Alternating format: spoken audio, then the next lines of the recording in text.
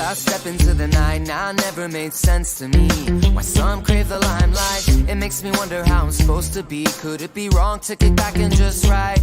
Now let the truth be told, when in my zone, learn from the fighters' techniques.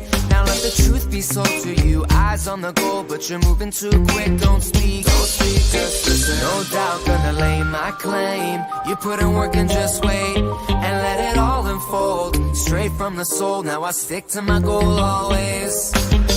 Damn right, gotta lay my claim, watch the whole world change, and let it all unfold, straight from the soul, gotta stick to my goal always. It's the truth, I step into the night, now never made sense to me. Why some choose the limelight, imagine if they put the time to seek, to find a talent and then watch it take flight. Well, let the truth be told, go to your zone, learn from the finest techniques. Well, let the truth be sold to you, come to your own, but you're moving too quick, don't speak, just listen. No doubt gonna lay my claim, you put in work and just wait, and let it all unfold, straight from the soul, now I stick to my goal always. Damn right, gotta lay my claim, watch the whole world change, and let it all unfold, straight from the soul, gotta stick to my goal always.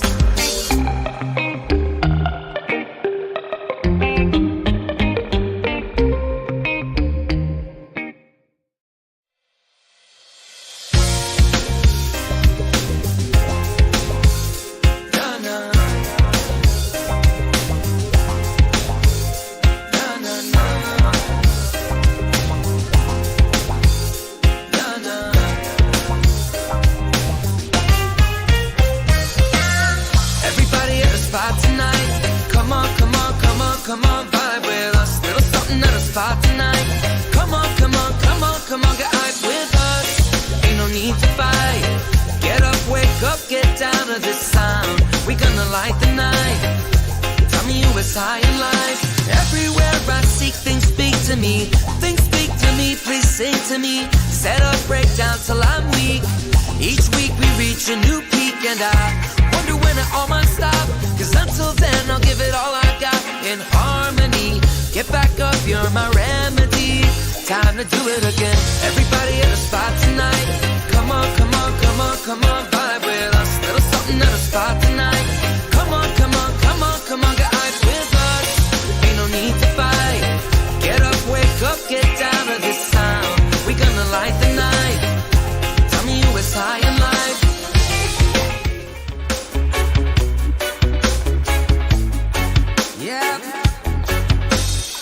Just got an ounce from Oregon and it's fire, wanna inhale, exhale.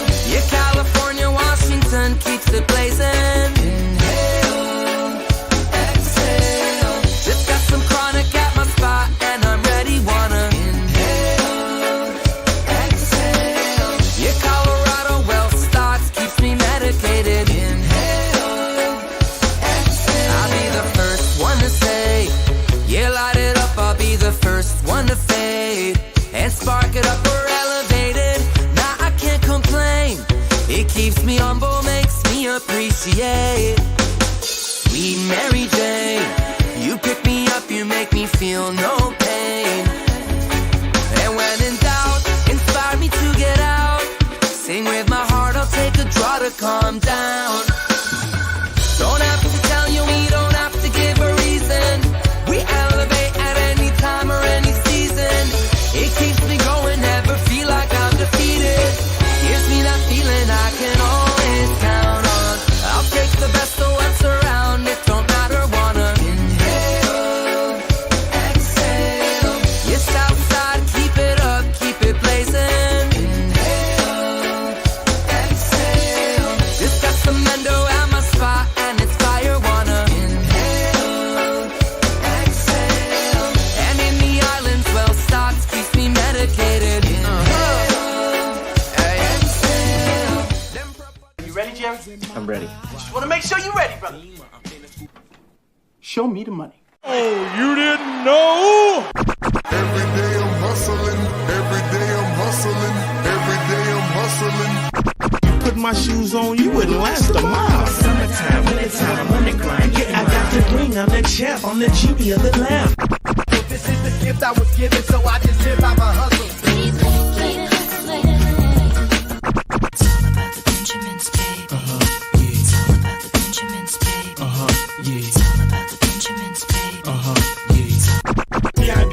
My pocket, it don't make sense, but don't make a profit. So I hustle, ladies and homies, make money, money. Called out here for a pill.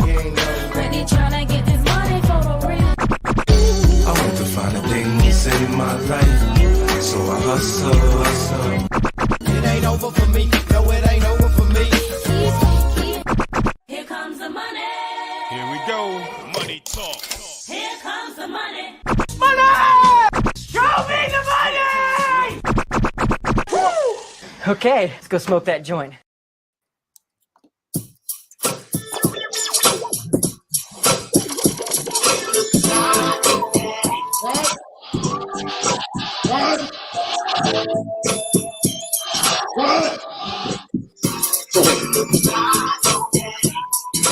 Get high today. What? What? Yeah, what up? What up? All right. Finally back for the wake. Feeling way better. I said I'm feeling way better. What? I said I'm finally feeling good. What? I'm finally coughing every 2 seconds. What? Finally ready to smoke. What? Shout out to the crew. Let's see who's up in here with us. Bonus hole 69 Antonio is up in here with us. What up? What up, BH69? What up, Hasid? What's going down, bro? What up, Hasid? Let's see. Who else we got? We got Tino in the house. What up? He said today's news. He said the year remains the Dallas Cowboys year. Tupac's killer found. Alex Highsmith gets the bag.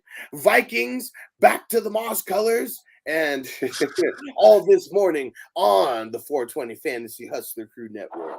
I like that. You know, we already know Tupac's killer. It was Baby Lanes, Trayvon Lanes. Is that his name? You know, dude from I forget what Crip set he's from, but it's the dude they beat his ass in the lobby. Well, or they beat his ass in the casino. You know what's crazy is like they really didn't want this to be found as like information. Biggie's killer, Tupac's killer, you know, because Chris Rock even you know, talks about it. He was like, man, these motherfuckers didn't get assassinated. These motherfuckers just got shot. You know, like they could find these motherfuckers, you know, and like there was a whole, you know, how they got like the crime podcast where people yeah. So the guys who do the Entourage podcast, they have like a whole like podcast like network, and they found someone who had this story that they've been trying to like turn into a TV show, kind of, but they can't get anyone to like you know, turn it from written into, you know, any kind of production. They actually had one, right? The Johnny Depp. It was I think they even filmed it and then canned it. Okay, I didn't know that. It was so Johnny Depp. It was based on a true story. I think it was based on a book that one of those detectives wrote, but it was one of those, I don't know if it's the federal investigator or the state or, you know, whichever one of the main dudes who was assigned to the Pac joint. Then when Biggie got murdered, he was assigned also to the Biggie joint. And of course, this guy was not the guy who was signed because he didn't figure it out. See, what's crazy is like the dude who actually like, I mean, see, the thing is like, I don't know if they know who actually pulled the trigger. That's one thing. But pretty much the guy who's organizing it is the motherfucker who Training Day was based off of, the gangster ass police detective. You know what's crazy is that that guy, they say it's that guy or this other Muslim guy. Yeah. Because that guy is like a Hispanic Filipino like black dude. You know what I mean? The guy who I don't even know his name, but it's legit the guy who is based on. That's for the Biggie one, right? Mm-hmm. And then they also say it's this Muslim like ex-cop guy, military guy, and he was the one that a lot of witnesses saw like wearing like the white tuxedo top with the blue pants or the black pants, and like he was seen at that fucking, was it Soul Train or I forget which one that Biggie got killed at, but look at this Music Awards, here's what's crazy about it is like there's a guy named Keefe D, right? And Keefe D, he was a factor. He was a major factor in the 90s. He was and he was mainly a dope boy though, right? Okay. And his nephew, so and obviously he was connected. He was a Crip connected to whatever set this was, right? Yeah. What up, Camille? What up, Camille? This dude, his nephew is Baby Lanes, right? Trayvon Lanes. Real quick, shout out to is it Genji? So I thought I recognized the Wake and Bake stream. Let's smoke it up. Yeah, what up, Genji? I got 5 different kinds that I got from the dispensary. So we're gonna figure out which one I'm smoking first, and then I'll show you guys what it's all about. Yeah, man. Oh, and so anyways, right?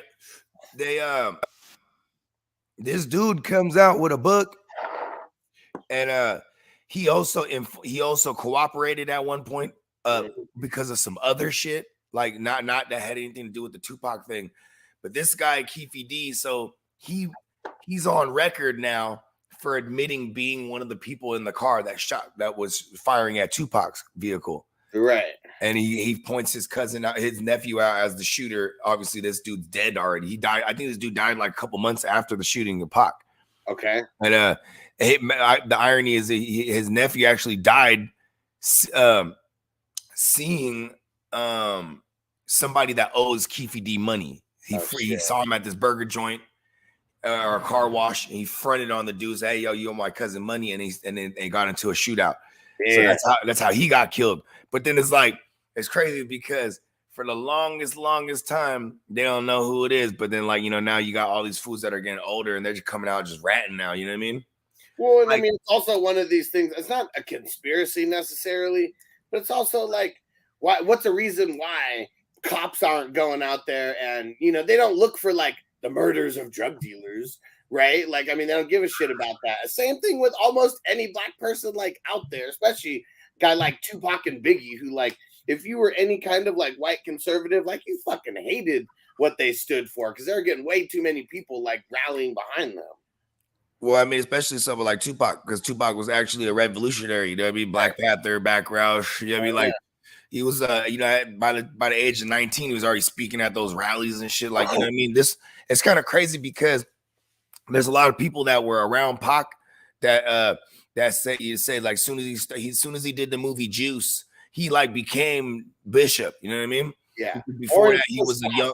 The orange push pop is what I'm smoking right now. What up, Dad? But yeah, you know what I'm saying too. They said a lot of those fools around him said that like, Pac was like a real dude, you know what I'm saying, real conscious brother. And then once he did the role in Bishop, you know what I'm saying, and like he really kind of embodied Oakland. You know what I'm saying? Like, even though Bishop was the characters from New York, I'm talking about because this is where Pac was at this point in time. You know what I mean? Like, well, especially I mean, I've never been to Oakland more than like a drive-through, but just knowing Mac Dre and all these documentaries, I feel like Bishop is like, there's a whole bunch of motherfuckers exactly like Bishop in Oakland, motherfuckers trying to get their stripes, and just get put on. Hell yeah. And like, and then they said, especially like when, what's crazy is like, hey, these days, it kind of parallels these days, because nowadays, okay, how about this in the like 2000s and stuff like that? Like if you have like a domestic violence or a fucking, like this is really bad look, you know what I mean? Rape allegations, whatever. For some reason, Tupac in the 90s was so big that even though he had these allegations that he was actually convicted of and he's doing time, he had the #1 album when it was released and he was in jail. You know what I'm saying? Like a lot of bullshit going on too, like surrounding like the whole shit. And like, because the police, like when he shot the cops, didn't this happen before that? So that's different. Yeah, that was in Marin County, right? Yeah. I'm just saying, like, I mean, that's the kind of the baggage. Marin County is like it's San Francisco. You know what I mean? It's like, right, it's like, but he shot some off-duty cops, but I think that was in like self-defense or something like that. You know what I mean? Yeah. So he actually got off on that. Because it was like off-duty cops that like weren't fucking and he didn't even identify themselves like fucking anything. Yeah, and then what's crazy is I think he sued them even. Pac, Yeah, for sure. They did a settlement. Yeah. Yeah, so He got a little bit of money, right? Because then you can pay some legal teams to go do that shit. Because he got paid, right, from that. I don't remember. I'm not sure if it was disclosed or not, but like a lot of times, like if it's a lot of money or if it's very little money, you won't disclose it because then it's still a, you know what I mean? Like with Kaepernick when he won that settlement with the league, they never said how much money he got. Some people said it was like 300+ million. Some people said it was like 30 million. But the fact that the fact that he's mandated, he signed an NDA to never reveal how much, you know what I mean? It adds to the allure because it's like no one ever beats the NFL. So the fact that this is bullshit. So Tupac sued, like the original suit was for $10 million. Reportedly, he got 42 grand from it. See, that's what I'm saying. And I bet you one thing they won't say in there is that like that 42 grand, you know what I'm saying? I wonder if it included their legal fees because that's usually how a settlement will work. Okay, we'll pay for your legal fees, and here's if you win, you're not paying for your legal fees. You're like, here's 35 grand, 36. I mean, it's like 45. He's like, 38 and 44. We hate that shit. Just pay them. That sounds like me and us trying to get a fucking deal going. Let's see what Ryan's got here. He said, sent this to the chat, but want to touch it again. Thoughts on sending Brees and an early first for Diggs and Eckler?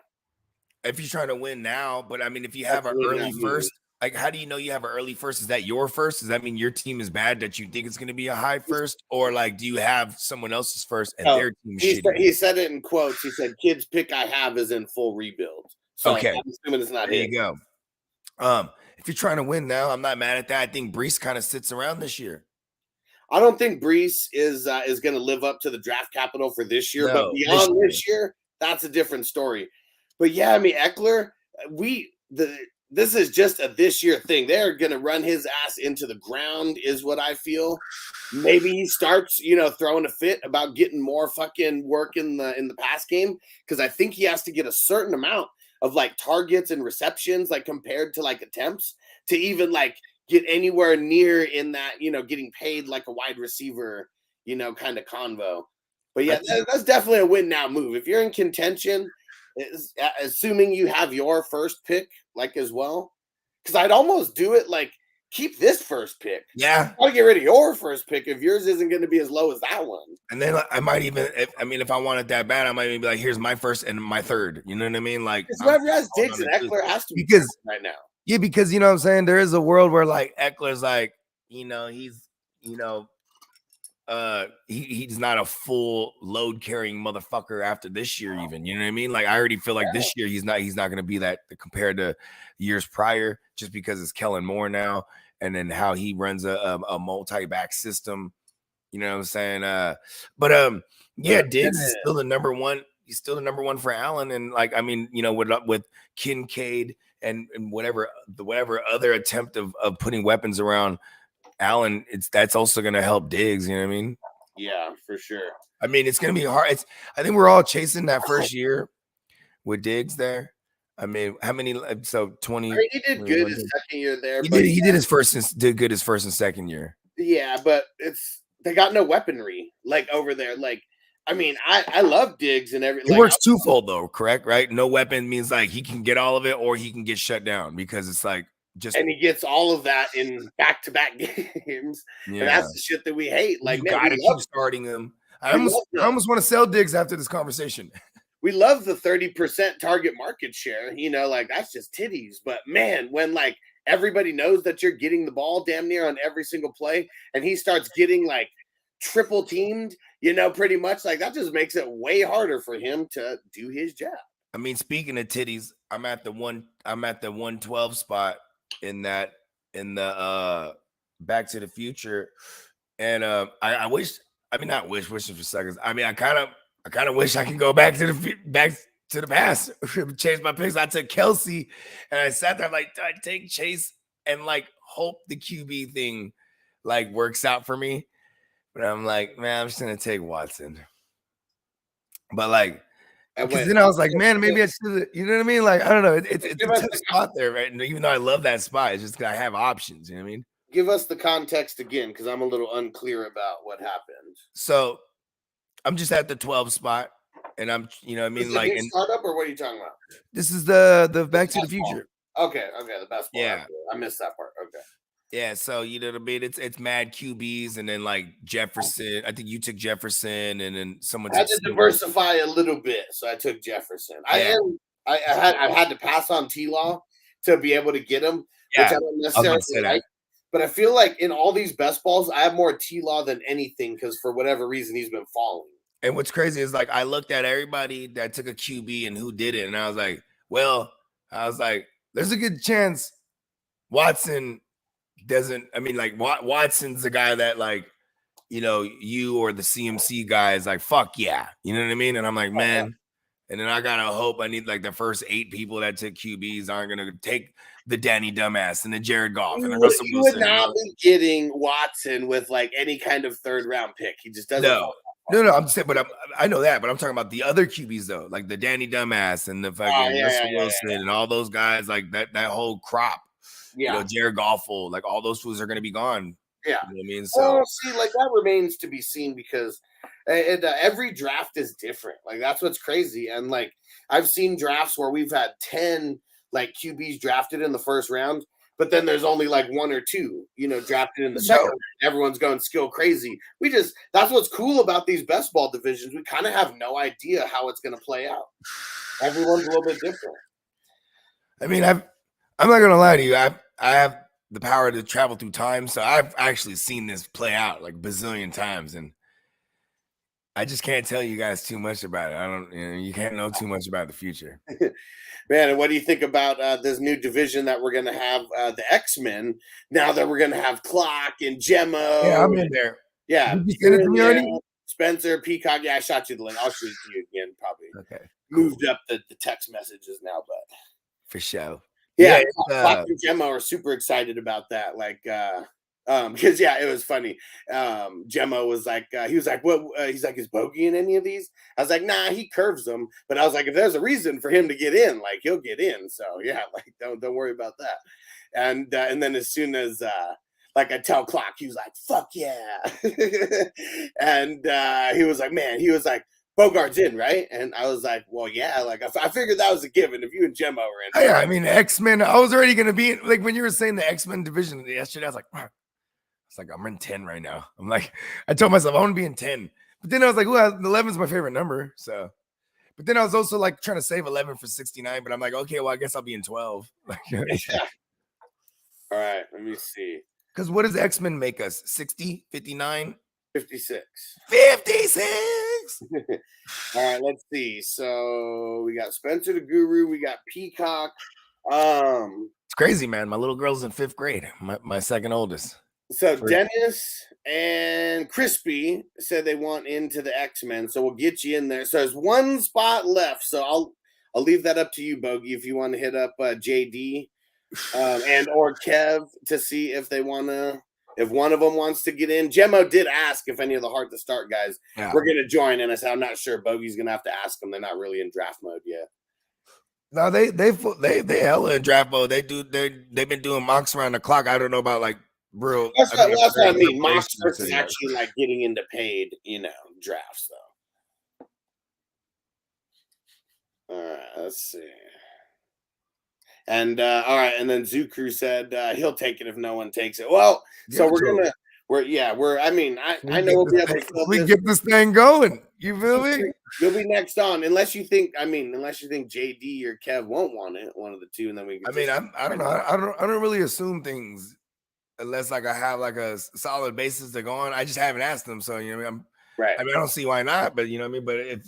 But also like I'm of the mindset like if somebody here wanted it, come and get it. You know what I mean? Like, let's see. And here's the divisions that we got filling right now. So we got the Rugrats division. We got the X-Men division. We got the fast draft. Remember the Titans division? That draft's going to happen on Monday. We got the Invincible slow draft. We got the Gridiron Gang slow draft. We got the Blind Side slow draft. we got the Little Giants slow draft. In honor of our man Stu, we got the Necessary Roughness slow draft. So you might as well just assume that's going to be like the Stu division. And then we got the Friday Night Lights. You could assume that division will be stupendous.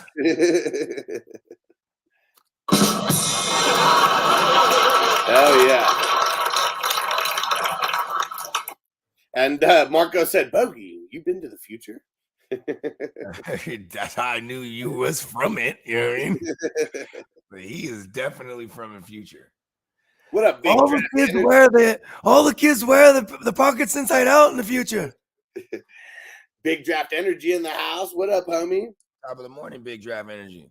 Okay, Antonio, we'll do. Okay, I just want to make sure that now that I changed it to a slow draft that you still wanted to be in. Sounds good, homie. I'll send it to you after the show. All right, let's see. And Antonio said, I'll be in the future in 3 days. Yeah. And how far ahead, how many hours ahead, Antonio, is whatever time zone you're going to be in Italy compared to like East Coast time? Like how many hours ahead? 5 hours ahead, I think. Okay. Because I think Marco, what did he say? He's like 7 or 8 hours ahead of us over here. So he's a little closer. 4 or 5 in front of what's it called? In front of Bellissimo, grazie. Big Draft Energy said we popped Antonio's cherry last night. Antonio, you got into one of those drafts with them? I'm in Vegas, so like it's one of those states that like I can't participate in. I forget what the draft is called. I bet you he took Garrett Wilson. Hey, better have. Second round? He got him in the first. He was like, fuck it. I have arrived. I am New York Jets. Antonio said 6 hours ahead. Okay. He's about 14. 9 from West Coast. Yep. Big Draft Energy. 10 guys popped his cherry. We were not gentle, but he handled it well. Pause. And Antonio said, nope, I did not. I mean, I'm sure it's way different than what we do because, everything we're doing is Superflex IDP. And a lot of these draft best balls or whatever, like they're usually not a lot of like Superflex and definitely no IDP. Okay, Marco said it's almost 6 p.m. over there. It's like 9 hours ahead. Okay, so it'll be like the same. As Antonio said, 6 hours ahead. Yeah, there we go. Big Draft Energy. Drafters Fantasy is the name of the game. There we go. There we go. All right, now let me see. What did I pack? Okay, so one thing that was cool about the dispenser yesterday, I went and I always look at the best stuff. I mean, you got to.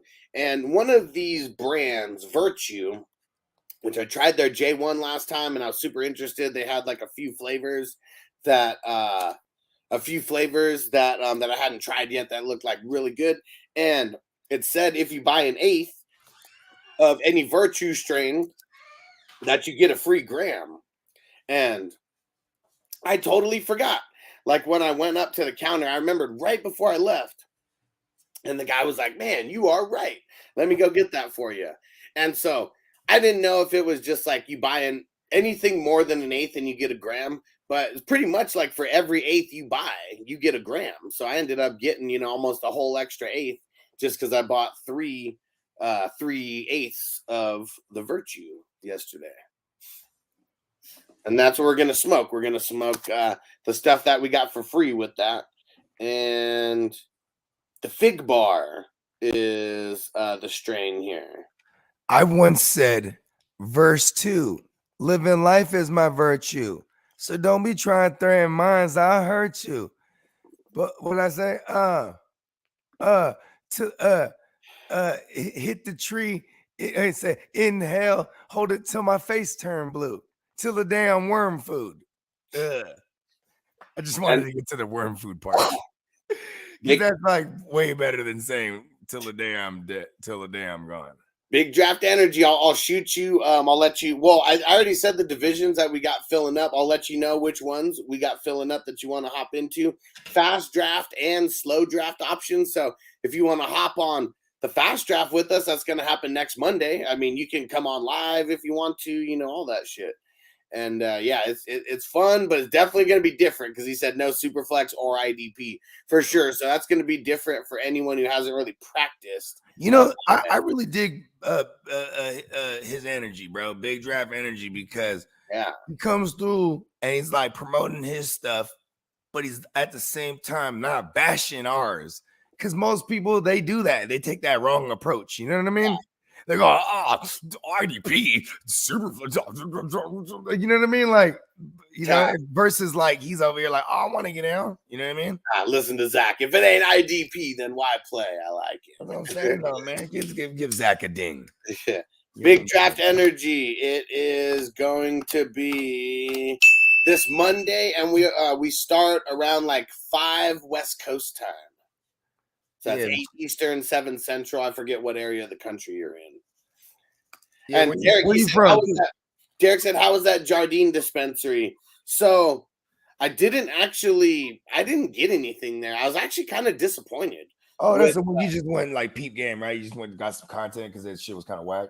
Yeah, well, I mean, pretty much like every dispensary now, I feel like I'm going in and getting content and maybe getting an infused pre-roll or like something, but like, I don't like one thing about a lot of these dispensaries, especially on the strip, like, you know, they're not lubing it up or like nothing. Like you're just like taking it, you know, like, damn. Hey, you know what's funny is like, I don't know why. Right before you said that, for some reason, I was thinking of My Name Is Buck and I'm Here to Fuck.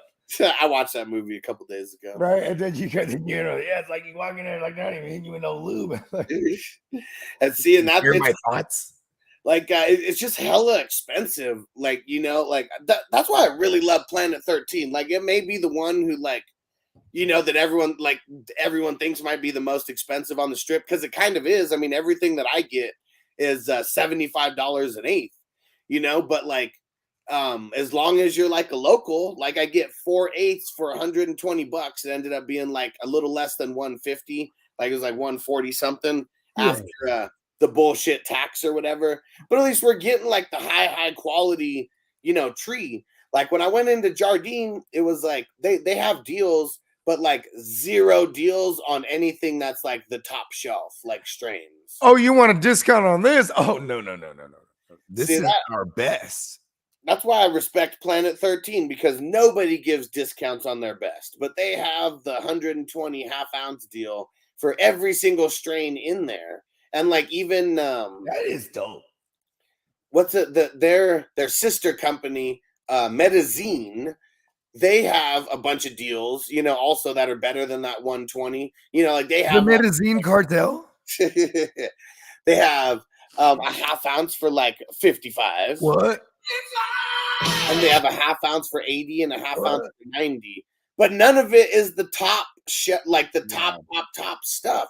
So like even the Tyson, for example, that's kind of like their top like stuff in there. I know they have the Willie Nelson stuff in there as well.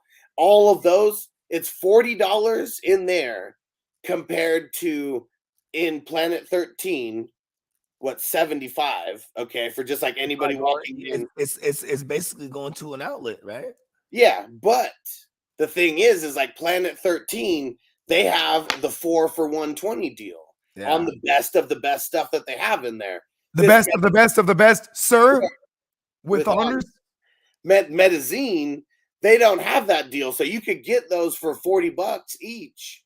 But if you get 4 of them, it's just $40 all the way up, so it's $160. So there's really no deal. Even though it's cheaper for the one, it's not. You know, they don't have a deal that makes it cheaper for a guy like me. The almighty dollar. It ain't what it used to be. Zach said, I live off weed maps. Hell yeah. I like it. Man, my first exposure to weed maps, I remember we were coming back from Vegas and I had missed my flight, but I did it on purpose because I knew some of my guys were driving back. And so like, and we're driving back, bro. And we're like, man, this is free, bro. And we're coming into like Bakersfield or Bakerfield. Yeah. Bakersfield. I don't know why it sounds wrong to me. Anyway, we're coming to Bakersfield. And the motherfucker's like, hold on, let me pull up the weed maps, bro. Stranger. And you know, you remember them little shoebox cars? The little Scions or whatever? Yeah. Yeah, so my man had one of those and shit. he was a DJ, and those were like being promoted as like the DJ cars. Remember that? Yeah. And Stranger, hell, they are price gouging the non-locals for sure. At least anywhere on the strip, because like that place that I'm telling, like the off-strip places, like they don't have deals for locals. Like it's because mostly just locals going there. Like a lot of tourists, they're not going off-strip. Like they're just going to the ones that are right there, super close.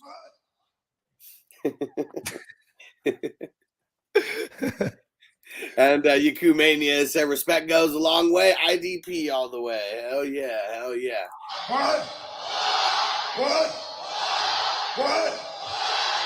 What? That last one's my favorite. And Derek said, so Planet 13 is the go-to in Vegas so far. For sure. And it's not like you can't get good tree anywhere else, but I'm trying to find the best of the best of the best. Sir. With honors. You know what, bro? I told you I'm supposed to be like a movie writer, like a screenwriter, right? Okay. All right, wait for it. You've heard of Ocean's 11. Now we hit you with Planet 13. It's a group of pothead misfits. We're gonna rob this motherfucker blind. It does happen in Vegas as well. This is the biggest dispensary in Vegas. It might be the biggest dispensary in America right now. We're gonna rob them motherfuckers blind. Just like Frank Ocean. Man, you made me fucking think of Don't Be a Menace in South Central. He's like, man, you know what I'm gonna get a job at a bank or something. Work real hard. Work my way up to manager. All the way up to management. Grabs the gun. Learn that place like the back of my hand. That motherfucker blind. It's the long game. It's a good plan. You know? Oh yeah. You know Marlon Wayans? So okay, this is. I don't like him portraying weed heads, by the way. Like, I mean, it's because he doesn't smoke weed and he's too much of a square. Yeah, and like what it's he just goes full like stereotypical what he thinks. You know what I mean? Like same thing like gangster. He was never a gangster, but like, yeah, you know what? This is what a gangster is to me. Yo, cuz, like you know what I mean? Like hella over the top, you know what I mean? But look at this, but he's a walking parody anyway. I mean, you know what I mean? Yeah, for sure. He's cut from that cloth. I'm gonna get you food. You know what I'm saying? Like that's it, you know, his Keenan Ivory Wayans and them. But look at this. How about this? Fucking Tim Burton, he did the first two Batmans, and he was supposed to make a trilogy, but like Warner Brothers, they basically didn't want to fuck with him because they were like, you know, he took like, okay, first of all, it's because he fucked up this McDonald's thing. So McDonald's, that you know, Batman, the first one comes out 89. The fucking the movie makes hella money, but they make more money off merch and toys, right? Yeah, for sure. When they come out with Batman Returns, now they got all the deals, all the merch, everything's going on, and they get this. Get your Batman souvenir mugs from Burger King with your hat. Yeah, no, but it was McDonald's, right? Oh, McDonald's, and they had the toys, and there's a big old rollout, and it's crazy. And then like you know, you got the cups, the collectible cups where it had like you know one had Penguin and one had Batman and one had Catwoman, and you know what I mean, like, and it was like limited time shit, and it was going crazy, and then like. Then there was like an outrage. People were like, yo, why is McDonald's promoting some shit that's like not kid friendly? Because, you know, Tim Burton, now he's like, yeah, it's like, so you go from like the beginning where like you're not really introing nobody because, you know, Batman is just, he starts off, he's just Batman. It's more like introing like Joker, really. You know what I mean? Yeah. And then they kill off Joker. And you know, that was more of a, like I said, like kind of like an intro to the story. But then like, so now the second one is about the dichotomy of the characters and like the development and you know what I mean, like more character driven, and it's hella dark. You know what I mean? Like you got a man throwing off Michelle Pfeiffer like off a rooftop. You know what I mean?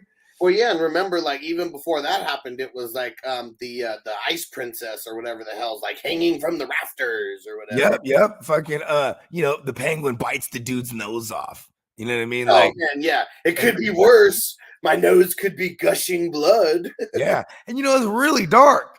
Yeah. Considering like this is something McDonald's is getting behind. You know what I mean? So then like, so Warner Brothers, like, you know, McDonald's like never again. And it's not Warner Brothers is really fucking pissed. So they kind of move towards pushing Tim Burton out of the third one. They bring in Joel Schumacher or whatever his name is.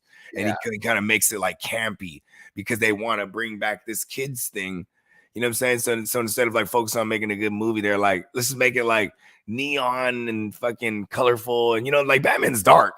So they got all these neon colorful things, and they're like, you know, the Riddler's supposed to be like this super sly, conniving, you know, mega genius, like, you know, that's telling you like, hey, here's how you find out what I'm doing, and makes it super difficult with riddles and all kind of fucking. He's trying to expose himself. Yeah, but then it's Jim Carrey, and instead it's Jim Carrey, and it's just hella funny. You know what I mean? Like, he was dark. I mean, it was a dark character, though. I mean, even though there was some comedy. Well, I'm just saying, like the aesthetics of it, I guess you could say. You know what I mean? He has the orange hair and the fucking the bright green suits, and the, you know, there's neon lights everywhere with question marks, and then like, you know, I mean, even like the Two-Face character, like they don't really touch on that he's a lawyer or he was the DA, or they don't do none of that. They're just like, he's just this. I swore they did. Like, I mean, it's they might have. It's always hella. I hate that one too. The nipples on the thing, like, come on, like nipples on the man. Draw the line. You don't want his nipples to chafe. If you're gonna put nipples on a suit, where's the cock and balls on the outside?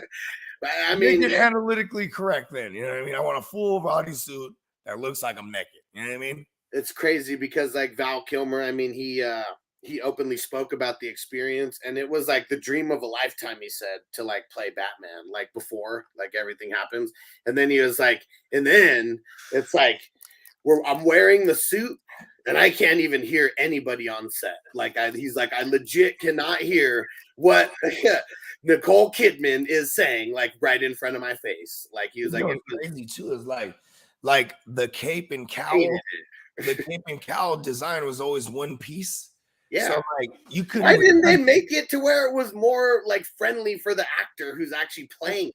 I mean, here's the thing: they're really dumb, and then also like when by the time Chris Nolan made his rendition of Batman, you know, it was like post 9/11.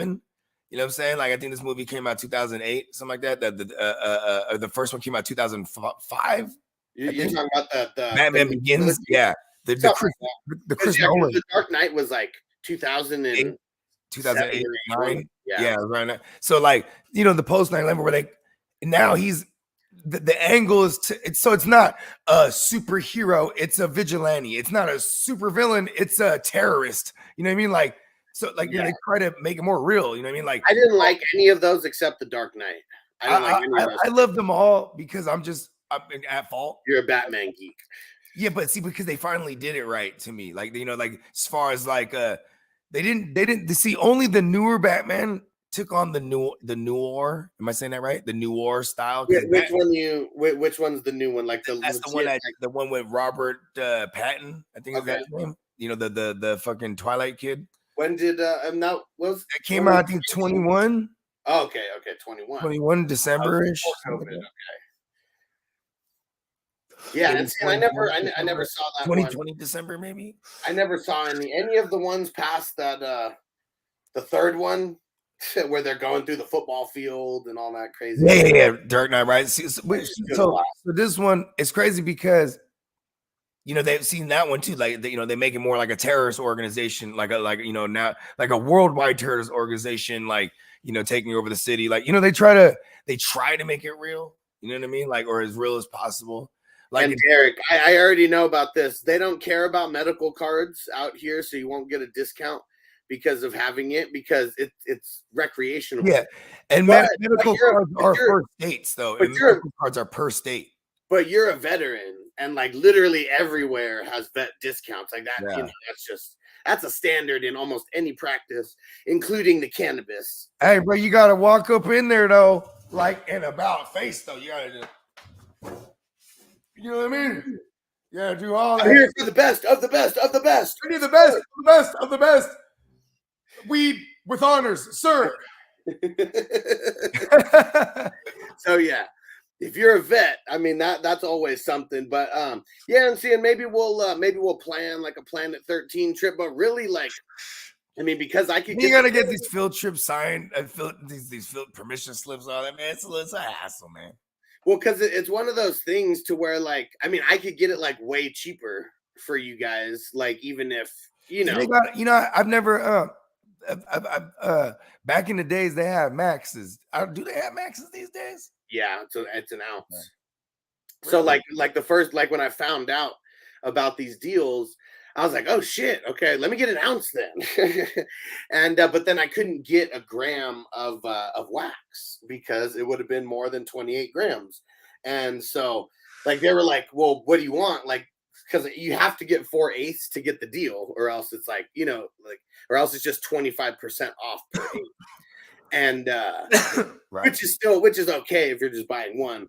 But yeah, I was like, no, let's just get the ounce. I'll come back later for because all the concentrates are 50% off, like in there, which it's not amazing stuff. Like, I mean, it's no drip. How about that? Like this like the best one that I've had so far is the Stizzy It's Diamond. not the best of the best of the best, sir, with honor. No, for sure. Because like drip is like it's shitting on these ones, but the Stizzy I would say comes the closest. It was real nice, like saucy, like diamonds, like what Zach said. Stizzy's a real good brand. Yeah, I vouch for that brand. I like that brand a lot. yeah. I know a lot of people fuck with the carts and everything. I mean, they're all right. Well, you know why I like their carts? It's just like my girl says, because they're cute. You know what I mean? They're hella like, you know what I mean? Yeah, Zach. No, it's illegal for these guys to come up with 1,000 milligram candy bars now. So you'll never find that. You got to piece together like 10. Like I think 100 milligrams is like. What's that? Godiva? No, what's that? Korova. Yeah, that one. Korova. Yeah. They used to have 1,000 milligrams fucking brownie. 1,000 milligram brownie. You can get the hybrid or the sativa, and we used to get the sativa and just be geeked. It was so like okay, so there was geeked back when I was associated with some delivery services. Korova was one of the ones that we fucked with because you know everybody fucked with them back then. And I remember like one of the guys, it was back when I worked a 9-to-5 gig, and this dude was going to.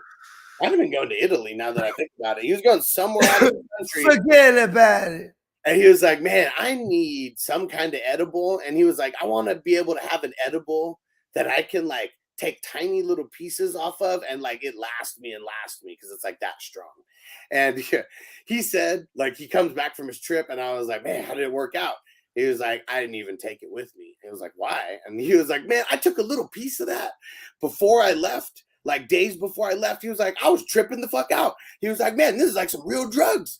Like in here, like starts like getting all hyper and shit. And I was like, crazy is like you know what I mean? Like take a little Chips Ahoy then, you know what I mean? Like, you know what I mean? That shit was funny though. So he was like, yeah, I didn't fuck with that. He's like, that shit's like still. It is crazy though, because like my girl. Tino knows. He said the Korova Black Bar schmack. Yeah, dog. And then like they still make the cookies that are awesome these days because they're like 10 milligrams of poppers, little cookies. And yeah, just fucking eat a gang of those cookies. You know what I mean? Man, we got to get this drop. Nerd alert. What up? Nerd alert.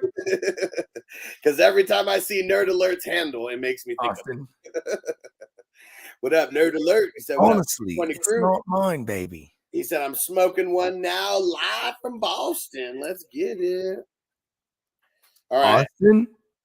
Wait, you're saying you're from Austin? Austin, Massachusetts? Oh, man. You mean Boston? Yeah. Boston, Massachusetts. I've only been in college for 8 years. Never took geography. I love that movie. And there's some flaws in it now that cell phones exist, but that's one that we really got to do. No, but that's what's cool though, is because it's like I think that would draw the interest for kids that didn't grow up in that era. They're like, the fuck's a tape, bro? And then we had to beat. Now he has to beat that. He didn't FedEx it, bro. So it's gonna take like a week. You know what I mean? Yeah. He got to get there. You know what I'm saying? So funny. I mean, just in the beginning in there, like right when they're like, it's pretty much like act one as far as like our show would go. Like Tom Green telling this story. He was like, now they're embarking on their journey. They had this long to do it. And something totally naked. The end. And like, what? That can't be the end. What happened to the tape? Oh, yeah. Yeah, he's such an idiot. So this other chick walks up, right? Totally hot. Totally naked. Hot. Naked. Really naked. Hold on. Girls just don't walk around naked. Yes, they do. Okay. This is my story. You want to hear it or not? Now, back to the story. Naked. And when they show the story, there's hella bitches walking around. Oh, yeah, man. I remember seeing that when I was 14, like in the movie theaters too. It's like, wow, yeah, let's get it. That's funny because when I was Does anybody remember what movie we're talking about? Because we haven't even referenced what movie. I was a freshman when that movie came out, and this was already like during the days, like me and all the homies were smoking weed and we're doing dumb shit. We're going, we're going to theaters and we're watching like all the movies. You know what I mean? And we'll see if someone gets it. But anyways, that trip. Got it. Yeah, road trip fucking it was funny because you know what's dope is like it's who was in it because they were all big as fuck at the time, like, or at least Stifler, the two guys. American Pie. Yeah, Stifler and fucking Tom Green. We didn't know who the skinny dude was. Like this was like his breaking out kind of role. You know what's crazy too is like when that told me like he was really a DJ too, like really like that's how he came up in college. It was like being a DJ. You know? Yeah. He's probably hella old too. He just always looked like he's an OP. That's what the OP is, right? By definition. Motherfucker looks like he's like 12, 13 years old forever in the face and shit. Yeah. Derek said I seen Road Trip, but I don't remember it like that. So when the movie came out, I loved it so much. We probably watched it like I want to say 5 times a day for a couple days straight, like me and like my cousins. It's funny too because this fool when he's breaking the weed head guy was the smart guy. Oh yeah, he was the fucking genius of the group. Yeah, you know what I'm saying? Just like, so you know what I mean? Yeah. You're all brains, no cock and balls. It's like, people have been telling me that my whole life. Right? And he's just smoking the weed, like trying to reflect and shit, right? Because that's what the geniuses do. Right? So funny when he's going old man comes like, you gonna pass that doobie or what? He's like going off he's going off on this whole story and he's listening to him. Yeah, you gonna pass that doobie or what? And he's like, starts laughing. Doobie? Yeah, sure, okay. And you know what's hella funny though is that when they took a look at the grandpa or whatever the fuck, the uncle, was that Tom Green's grandparents? It was Tom Green's grandpa. Yeah, so he looked at the grandpa, right? He's higher than a motherfucker. He's like, you okay over there? And he's like listening to the dog talk to him. The dog go in the house and tell that bitch to make me some blueberry. The grandpa, that shit was funny. The grandpa was just funny as hell, like either way, because like he jumped up and he had the boner. He had the mic in his boner.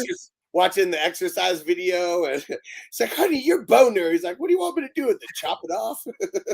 He's knocking shit down. Hey, boy, come here. He's holding their hands, walking there. Come on, come with me. It's funny because I can't remember. One of them pulls his hands back, like, no.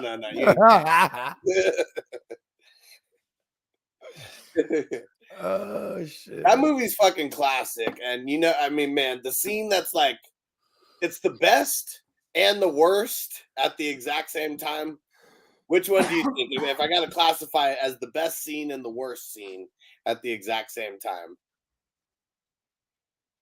that diner scene, man. Yeah. I mean, it's I can't. I feel so bad for him because he's enjoying it so much.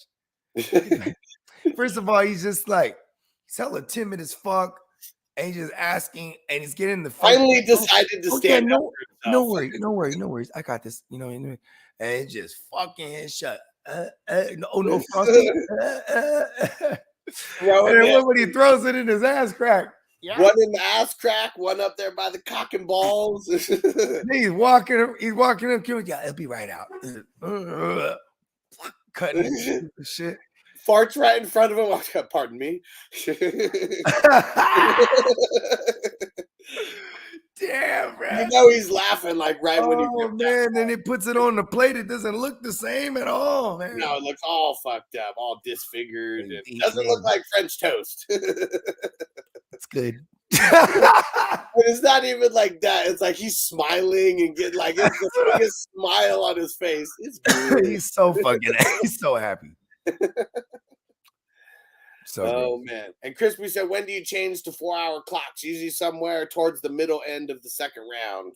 So if I haven't done it somewhere, let me know and I'll swap it. And Peacock said, wait, Barry, it's Barry Manilow? Barry's last name is Manilow? oh shit, that is funny. And Antonio was on it. Are you here for the feeding? You're early.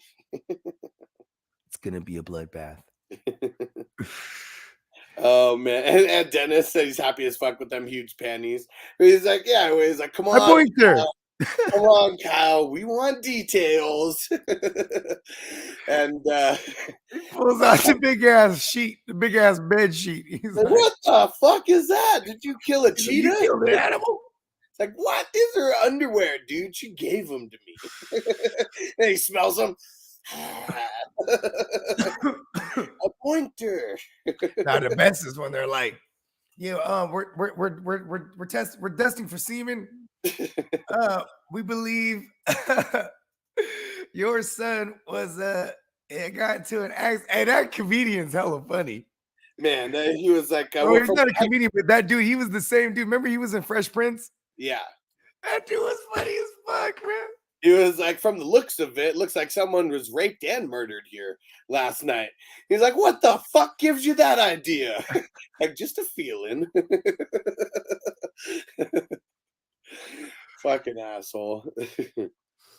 Oh man, Big Draft Energy. Oh man, he said The Other Guys is the most underrated comedy of all time. Hey, I'm with him. The only time I watched Other Guys, I walked out of the movie theater. I don't particularly think Other Guys is one of I think it's very funny, but the fact that you despise Will Ferrell, I just love to big him up all the time. The only reason I went to go see that movie was because of The Rock. And The Rock died like hell early. I was like, you know what? Fuck, I don't even want to sit through this. I'm out. You know what's hella funny though? It's like he wants to be. I mean, but Mark Wahlberg's character is hella funny, bro, because he's so serious and like he took ballet to try to impress her.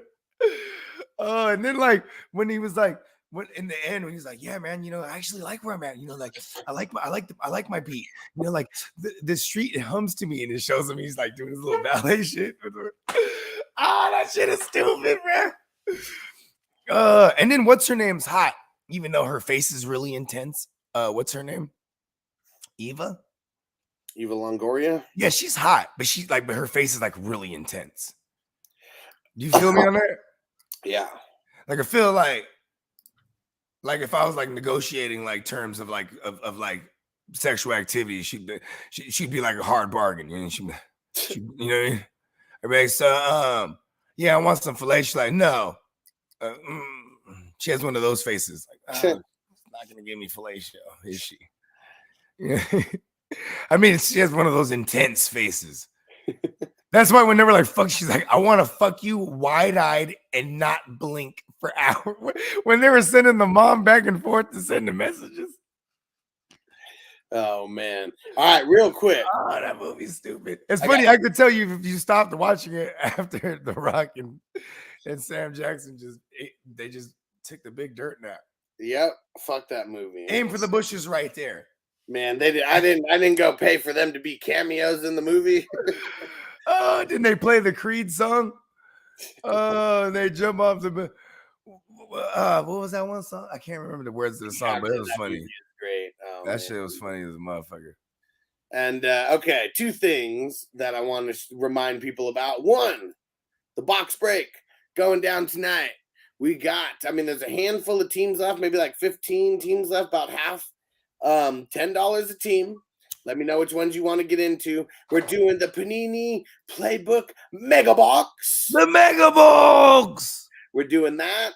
We are doing the Don Russ Blaster Box, and we got a Chronicles Pick Blaster Box as well. I'll be talking about this all day. So let me know what teams you want to lock down. And check this out. This popped up on my Facebook page. Go ahead, Bogey. Look at it. You can tell who they are. Who is that? It's supposed to be. Not supposed to be. Who is it? This is at Comic-Con, San Diego Comic-Con. This is 10 years ago today. Okay, yeah. Okay, you showed me this before. This is Stanley. Stanley and okay, I thought that was somebody trying to be Stanley. I was like, who's he supposed to be? Okay, damn, the Spawn guy. Yeah, Todd. Here you go. Yes. Todd McFarlane. Yes. Thank you for giving it to me because I was like Seth MacFarlane. I was about to yell at Seth MacFarlane. Yeah, because everyone thinks like Seth MacFarlane now, but Todd McFarlane. There was a McFarlane, and he holds his own weight, man. Yeah, and so I have so this Comic-Con, it was, and yeah, Peacock said, who's that? Todd McFarlane. Yep. And so this was the first Comic-Con that I ever went to. And you got to meet Stan Lee and Todd McFarlane. And you weren't even supposed to take a picture. Like, no one was supposed to go behind them. Like, you were supposed to stand in front of the table, and you were just supposed to, like, take a picture like that. But me and my friend who went, we bought, like, 9 guitars. They had 2 versions of them. One was 100, maybe it was, like, 200. One of them was 200, and it was, like, one of 25. And then, or no, one of 100. And then there was another one that was one of 25 that was $500. And so me and my friend, we got the $500 ones. And my friend was like, hey, can we take a picture? Like, but actually come behind there. And they're like, yeah, come on. And like, so they were like, yeah, let these guys around. And you shall receive. It was super fucking cool. And that was just one of like the most awesome like experiences. 10 years ago to the day. 10 years ago to the day. The first time I ever went to San Diego Comic-Con, and like there was a handful of people that I known who'd been going to Comic-Con forever. And when I told them about this, they legit didn't like me. They're like, bro, you know how long I've been going to Comic-Con just hoping that I could meet him? Well, it's funny because I remember exactly where I was at 10 years to the day. And I remember it because of this conversation. So I'm in Maui. And it's my girl's in a wedding. It's her best friend getting married. And it's a very small wedding, and there's only like 3 bridesmaids, and the other 2 bridesmaids are her other tight homegirls. And then one of them, this is the first time we're meeting her man, right? And he's from Diego, and he's hella disgruntled. He's a Mexican dude, hella cool, but like just the whole time I'm like, hey man, you want to drink? I'm always like vibing with him because like I'm just like that. Because he's by himself, they're not talking no way. Then he start, you have a couple of drinks, start opening up to me, and he's like, "Yeah, man." He's like, "Man, I was really trying not to come out here, bro." I'm like, "For real?" He's like, "Yeah." He's like, and he was telling me his gig. He's like, "I work for a blah blah blah company." He's like, he's like, we're part of one of the major blah blah blah vendors for Comic-Con, and he was saying all these other joints, and he's like, "This is the first Comic-Con I've ever missed, bro." And I was like, "What?" And I'm like, "So hold on, wait a minute." So like he's like, yeah, I get past it. He's like, and then when I was telling my girl, she was like, yeah, she's like, they're always going. He's like, she's her and she takes the kids. I'm like, what? Like, I'm like, we can go then. Yeah. She's like, yeah. And I'm like, but my girl, like, I'm like, come, we never went. You know what I mean? And I think he did this for like another 7 years before, like now he does something else. You know what I mean? Well, they moved to Arizona. That's what it is. When I worked at like all access, like, you know what I mean? He was just showing me tons of pictures. Like, this was 2013, right? 10 years ago. You know what I'm saying? So he was showing me on his Instagram, and so this full social media era. That's crazy. Like, so the year the year that I go is the year that you got, or at least I could have had all this access going on. And here I am with this guy getting faded in fucking Hawaii, and and it was like like I said, it was like a small wedding, so it was like it was really like our own Hawaii vacation, but then like we would just do stuff with this wedding party here and there. You know what I mean? I'm smoking the Willie's Reserve Red-Headed Stranger right now. Let's try it out. And me, I'm a brand loyalist right now over here regionally. You know what I'm saying? I'm fucking with that Ellis Green. Shout out to my guys. You know what I mean? That finally be that shit just. It's crazy though, because by the time it's midnight, I'm like trying to stay awake. Because Peace out, Antonio. We'll catch you later, bro. Peace out, birthday twin.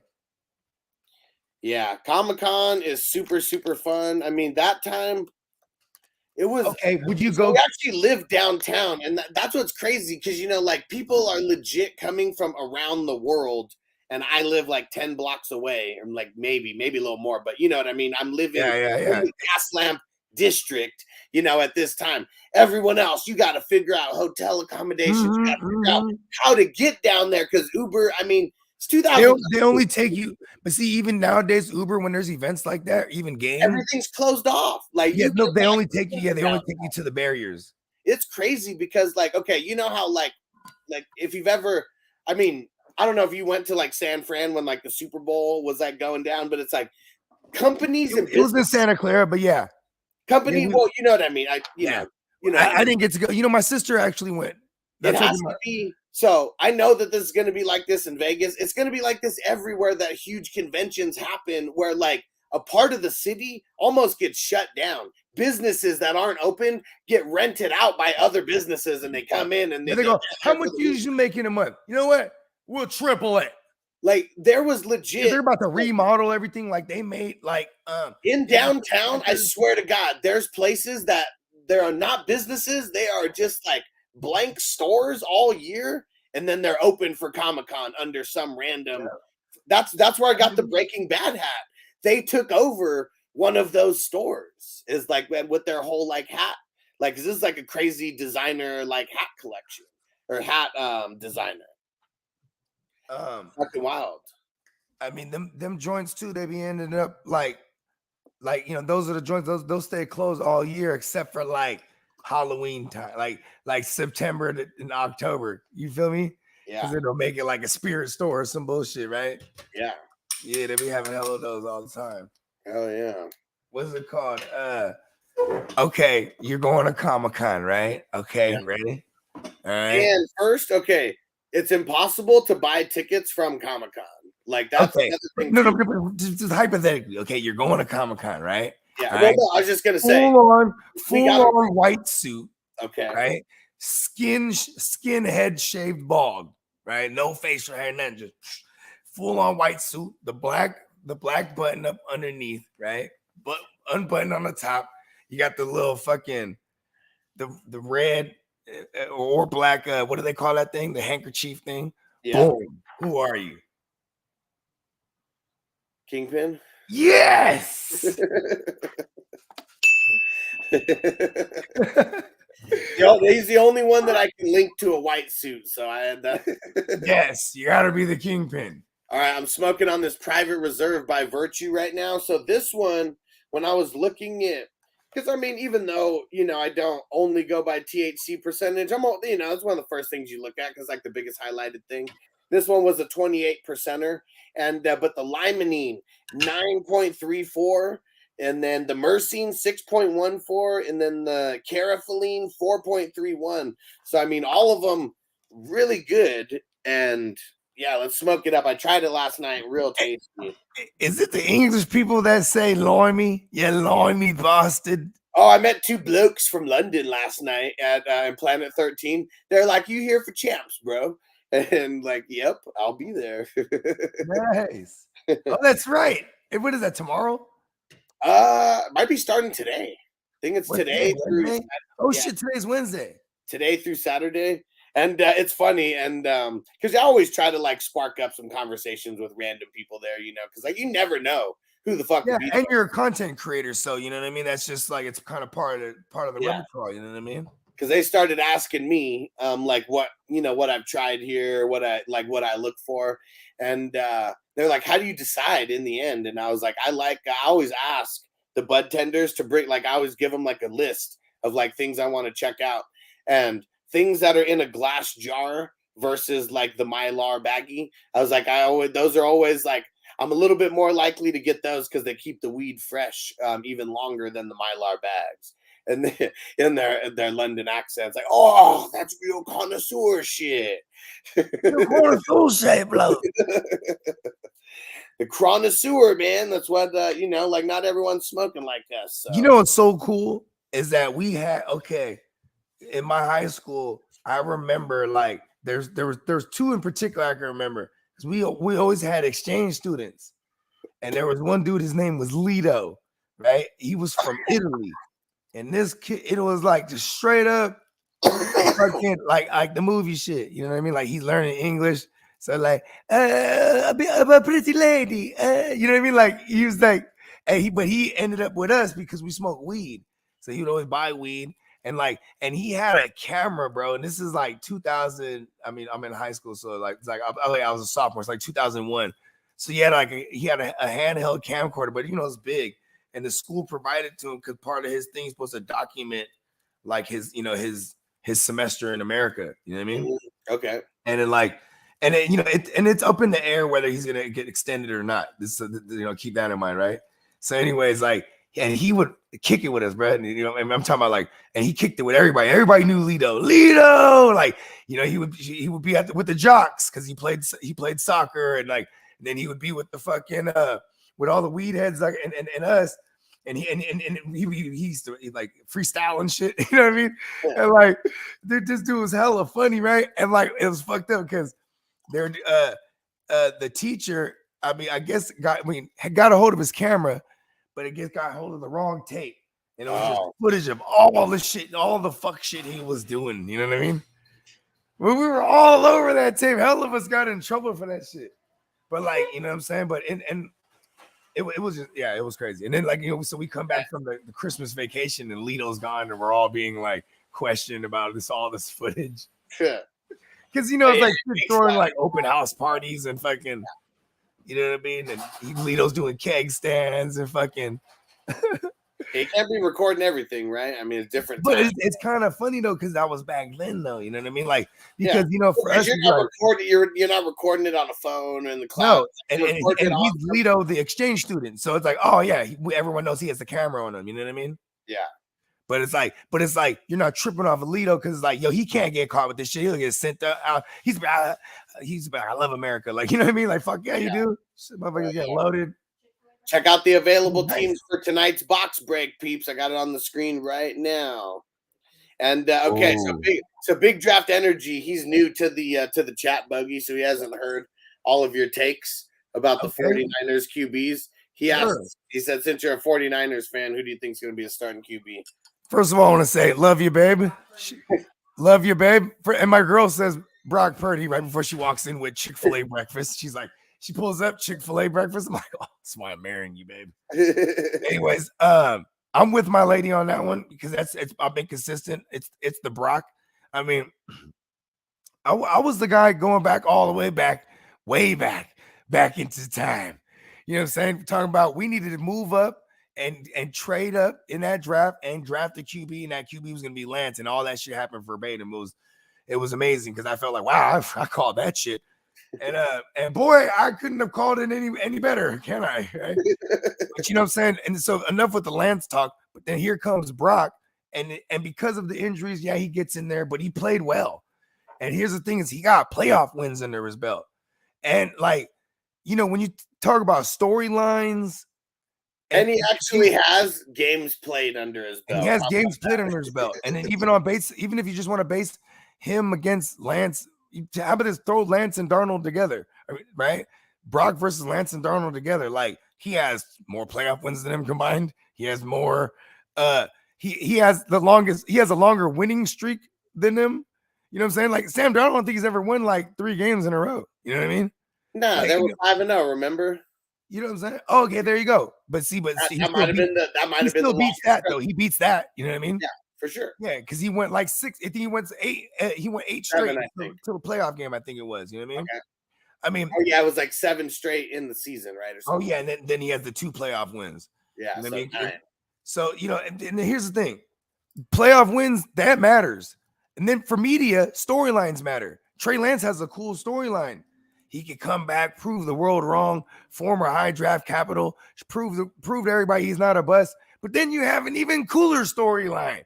Mr. Irrelevant. The Brock says, who is this Rudy Poo? You know what I mean? Who really is this Rudy Poo? It's only going to take a setback to the Brock. You know what I mean? Yeah. Or else it's his, because otherwise it's his job to lose. You know what I mean? Yeah. And all of that, literally, the last thing that you said, that's the things that we've heard from Shanahan and Lynch is that unless there's a setback, it's going to be Brock. Like they've said that multiple And this is times. something I've been saying from the jump street, from before we knew it was Tommy John or nothing. I'm like, listen, when it's not Tommy John, because I was like, I was refused to believe it was Tommy John. Just like, no, don't let it be over. You know what I mean? I love playing devil's advocate because Yeah. Lance sucks. Like I don't think that Lance, like it's all hype.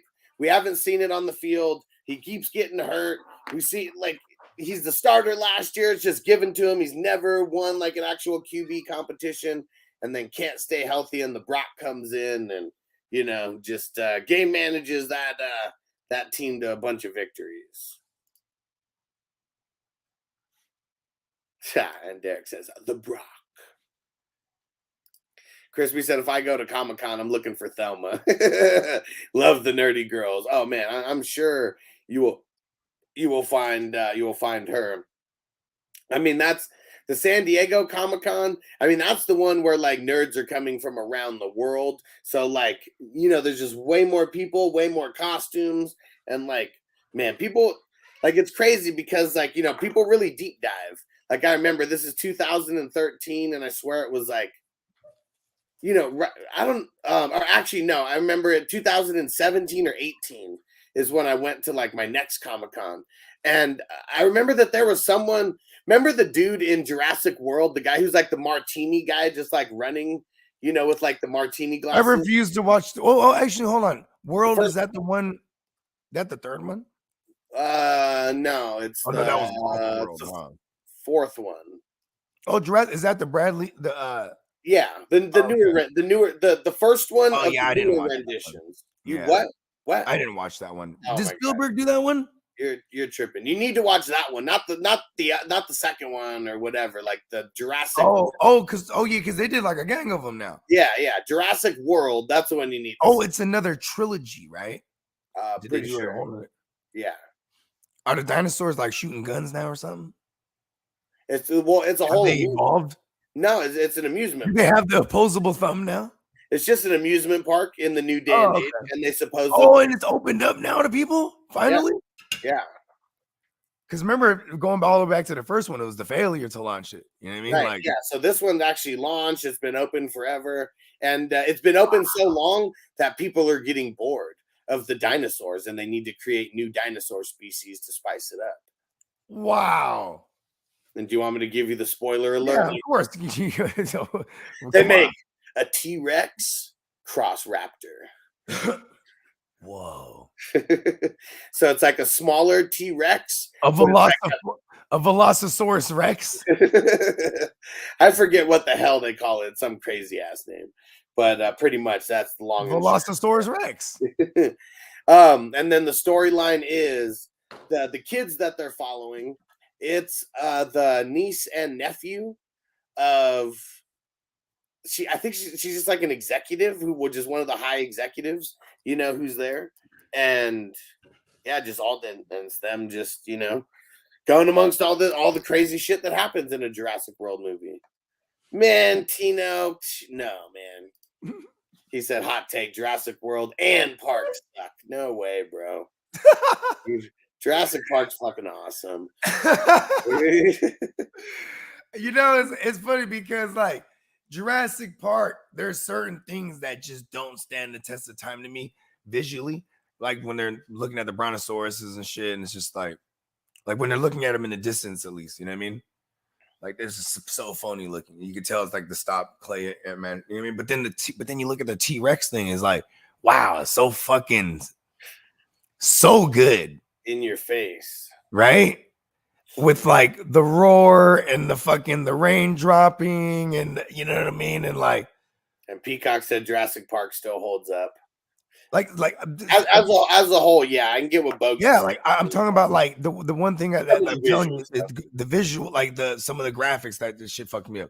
But most of it, like all the up close with the Velociraptors and all that shit, like that doesn't. That's just legit. All that was legit. I'm talking about like it's really just the brontosaurus scene where they're in the tree and they're seeing them eat in the distance and they're like doing the little calls. Yeah. Yeah. He said, Marco from the future, he said, Jurassic Park, the movie about the prehistoric pigs. And what's Tino saying? How the fuck are you supposed to stop a pterodactyl? For real though, bro. That motherfucker come out the sky, swoop you up, and then drop you off to this little babies to peck you to death and shit. I mean, if you remember, I mean, and well, actually, I don't know if Tino saw Jurassic World, but yeah, there's a big thing with the pterodactyls. Like they're in this whole, like, you know, kind of enclosed like thing, but then they get out, you know, and then they literally just start going down, picking people off, you know, just like while they're running through the amusement park trying to get away. Whoa. Crazy. It's crazy. And but yeah, that one is like, I don't like, out of all the 3 or whatever that came out, that's the only one that I like. That was the one that was in like movie theaters for a long ass time, like in Jurassic World. Yeah, that was like 10 years ago, huh? It's 2016 or 15, Okay. one of the two. Yeah. And almost, Yeah, because that was during his run. He went on a little run there from ever since he did like the silver lining. Is that what it is? He kind of went on a tear. Oh my God, Tino, please don't start getting into this. He said, you know, in Jurassic Park, they made velociraptors bigger than they actually are, and a pterodactyl smaller than they actually are. I don't get into the logistics of that because, yeah, like, I don't know. We're not going to a natural history museum. I'm just trying to be like entertained right now. You know, that's why you know he's my birthday twin, because like I nitpick the shit out of him. Shit nowadays Googling totally analytically incorrect. I mean, Bogey will nitpick like, man, this motherfucker's like, no, he's not Biggie. He doesn't sound exactly like him. Like, hell no. Like, okay, like Shine and then Gorilla Black. No, there's only one Big Papa. And Stranger said, yeah, velociraptors were like the size of chickens. So like, well, what about the tiny little velociraptor things that they had that were like it was like tiny little babies? Maybe that was to make up for. No, but those are like something that started with a P, Plaphododons or some bullshit. Like, I don't remember. Yeah, but those were like carnivorous though. Yeah, because they ate that one dude alive. Remember, he went to go take a piss or some shit. Yeah. See, that wasn't. See, I like that. I like that one. I like the first three. I ain't gonna lie. Because the second one with Jeff Goldblum, where he was just like, the movie was hilarious to me because he's just so pissed that he's like back here again. He's like, how the fuck am I in this thing again? I like it because the T-Rex scene takes place. Tears it down in San Diego. That's pretty dope, man. Like, you know what's really funny about that scene? The fucking T-Rex comes up, boom, he hits the bus, and then like he's running through, you know, I would assume is like gas lamp or whatever. Yeah. And then like it's like right by the convention center. So you like see a bunch of Japanese cats running, like terrified, like, oh no, we came here. It's going all over again. Like, I always just thought that was funny to me as a kid. Like they're really like, oh, they're really terrified. They're like, oh my God. That joke will never get old. Like you can like making that joke. Godzilla! It's Godzilla. And not you know what else is funny too? It's like, man, Tino, he said, that's what I'm saying. I can't get into the movie because the dinosaurs would have killed all those people. The dinosaurs did kill everybody. Like, here's the thing, though. It's like I know people who dinosaurs are like dinosaurs are. I mean, chickens and birds are what like they say, and what I actually subscribe to this. That's what the dinosaurs eventually evolved into, right? See, if you think about it too, back then the dinosaurs, right? Like if it was like reptilian or whatever, what are reptiles these days, bro? They'll eat and it'd be chilling, bro, for like a week. You know what I mean? Yeah. Like, you know what I'm saying? Like they'll be full and shit. You know what I mean? Like, sure. But you know, but terrorizing everybody and stomping shit. Yeah, I don't see why not. You know what I mean? But you know, I could have wanted more than that. I wanted more of that. How about this? My favorite part is when it's the little kid, bro. Because I was that little kid too. I used to have nightmares and shit. While start waking up your mom and dad. You know, said the movie's over in 10 minutes in real life. He's like, listen, bro. He's just shaking them, bro. He's like, Dad, yeah. Don't you remember though? Because he's like, hold on. He's like, Dad. He's like, what? He's like, Dad, there's a dinosaur in my backyard. Damn it, sure, Timmy. Son. Just go check it out. All right. There's a motherfucking dinosaur in there drinking out of the pool. Just ate the dog too, by the way. Fuck that barking ass dog. And see, like, I mean, that's another thing too. Like, it's just like Bogey said. I mean, once he ate, remember the dude? I can't remember the lawyer. That's who he ate. It's when he was like, you gotta go. well, first it's the kids who like, but like the glass like protects them, a little bit of the plastic, shit. So of course, Yeah, he's blowing the steam from the nose. That shit was then hard. then they get the flares and they throw the flares and then he like it goes towards the building or whatever, the bathroom where it fucking eats the lawyer, and then everybody. So you're saying the lawyer's blood? You're saying those kids are staying with the lawyer's blood on their hands? The lawyer's blood is on their hands for sure. I didn't think of that. Damn, those kids were kind of. And Marco said Chris Pratt holding off dinosaurs with just lifting up his hand. Well, but don't forget the story with him is he was in these dinosaurs' lives since they hatched, and he was like almost like he was the Dino Whisperer. He was the Dino Whisperer, yeah. But he starts doing all these different roars. Well, no, he starts bending over all like this and shit when he talks to the raptors. Yeah, well, he had something in his hand that was clicking, and it was like, the clicks meant certain things, like the amount of clicks that he did. So he'd be talking to him, and he'd be like talking shit to him, and they'd understand a little bit until one day, they'd be like, he's our lead trainer for 20 years. I go back there 30 years later, but he's missing an arm this time, though. You know what I mean? Because one of them motherfuckers is gonna bite his shit off. When is that? God damn it, that clicker. Well, they all turned. Clicker. They all turned, but then in the end, it's Old Blue who stays true.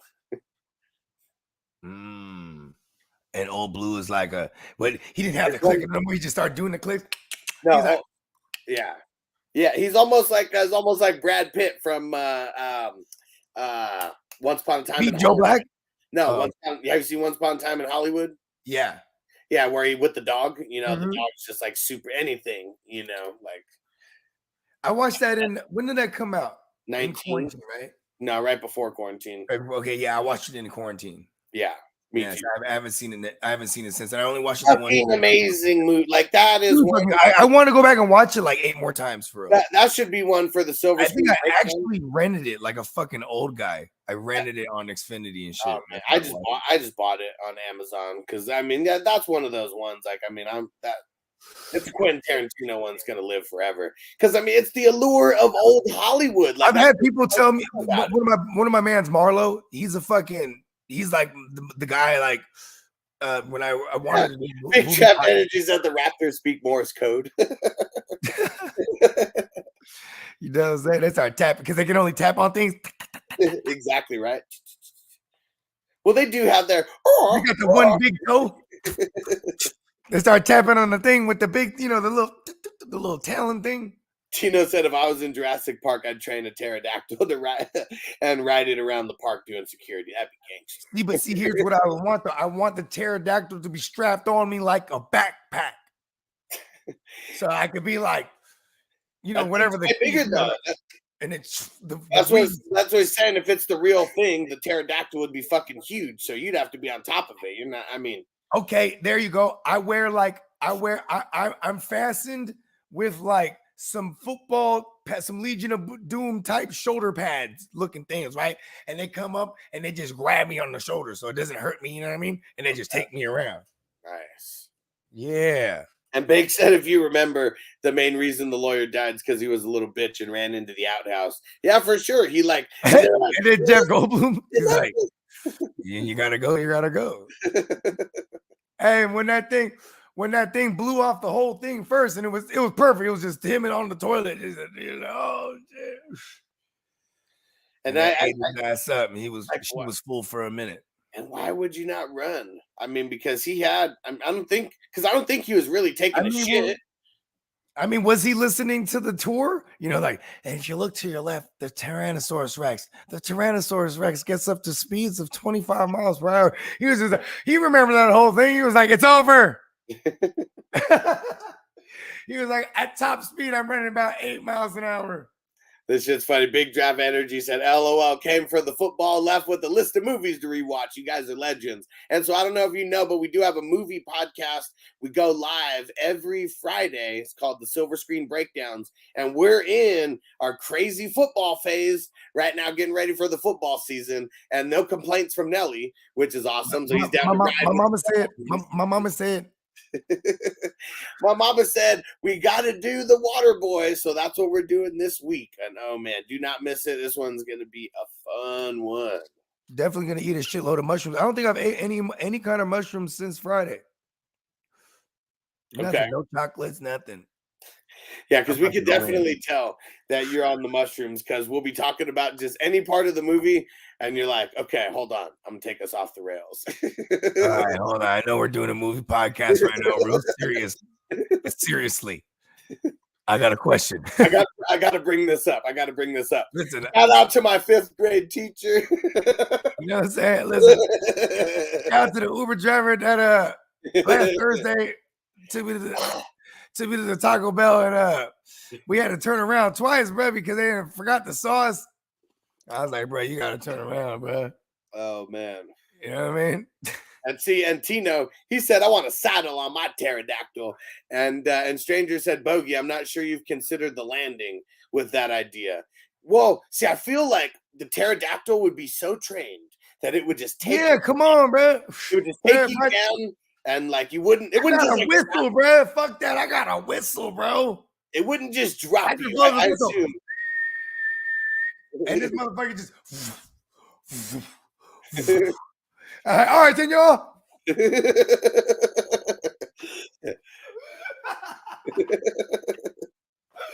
I got a whistle out of like I'll be in a jam. I'm running from listen, I just robbed the bank. Hold on, listen, I just robbed the bank, right? I'm running. Boom. You'll never catch me alive, coppers. Oh, wait a second. And then motherfucker, you'll never catch me alive, coppers.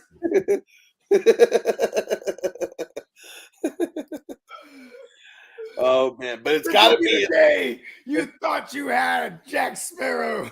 It's got to be the Too Short blow the whistle. That would be even more gangster. Just a fucking gym whistle. Yeah. I'm just in the club, hella gigging. And Derek said, "Shout out to Nelly Nell. Nelly Nell's a real one, man. It's and that's how we can tell." Bogey's on mushrooms also when he starts what is it? Professing the love. Bro, I just love this guy right here. There's something about this guy. And you know what's funny is that we're chopping it up after the show, right? And he goes, Bogard, I'm a Sagittarius as well. I'm like, no fucking way. Yeah. Oh, I did not know that. We never talked. I'm like, yeah, December 11. I'm like, asked when his birthday was. Remember the whole time, like, there's something about this guy, man. Yeah, there we go. See? I know, I feel it. See, I'm always come here. And that's why even like, when he mentioned it, I'm like, and you know what's crazy? He's so a Sagittarius because when I mentioned it, I'm like, so you said you want to do a podcast, so you never did a movie one. So what do you want? What did you want to do? So I want to do something about like relationships. Yeah, he's like, I got a name for it and everything. It's a logo. He's like, I've been thinking about this for a while. He's like, I want to do it for a while. I'm like, that's so Sagittarius, just to procrastinate as fuck. One, because we're the best procrastinators. You know what I'm saying? Like, we don't just always just jump into something. Well, I guess what's crazy thinking about it for a minute, like, yeah, I'm about to do that. I guess what's super cool about all this too is like, it's not just the universe for us, like, us being like Nelly somehow, getting into our world. Because for him, someone who's been procrastinating about this podcast and shit, like we came into his world, like, damn, I've been wanting to do a podcast. And y'all just, and here's his brother. That it wasn't that they weren't on talking terms. It just so happened they hadn't spoken in a while. You know what I mean? Like they're awesome. They're tight brothers, but they just hadn't spoken in a while. And then he's like, hey, big bro, you got to check these guys out. You know what I mean? He's like, they love Paid in Full. They fucking love it. And they love your scene. Because that's what's fun. Like I haven't gone back to why I almost want, like, when we're in Vegas, we should almost do a watch party of the Paid in Full silver screen breakdown so we can see, like, before we even met Nelly or knew that he was on the radar of anything, how we broke down this movie. Because we love this movie, man. It's fucking awesome. Everybody eats, B. And how is it that, like, this scene in particular, it's like literally, okay, like I shared that scene on social media, and it probably got seen over 150,000 times combined between Instagram, TikTok, Facebook, YouTube. Instagram alone was over 100K. So there's so many people who went out and like rewatched this movie because they saw that, and maybe they haven't seen this movie in 10 years, 20 years. And this scene is like this is the one out of any scene. If someone says, what's your favorite scene in the movie? It's this one. Like hands down, this is the one that I remember. Maybe, but see, that's different though. The one they remember or their favorite, because like I remember this one like a motherfucker.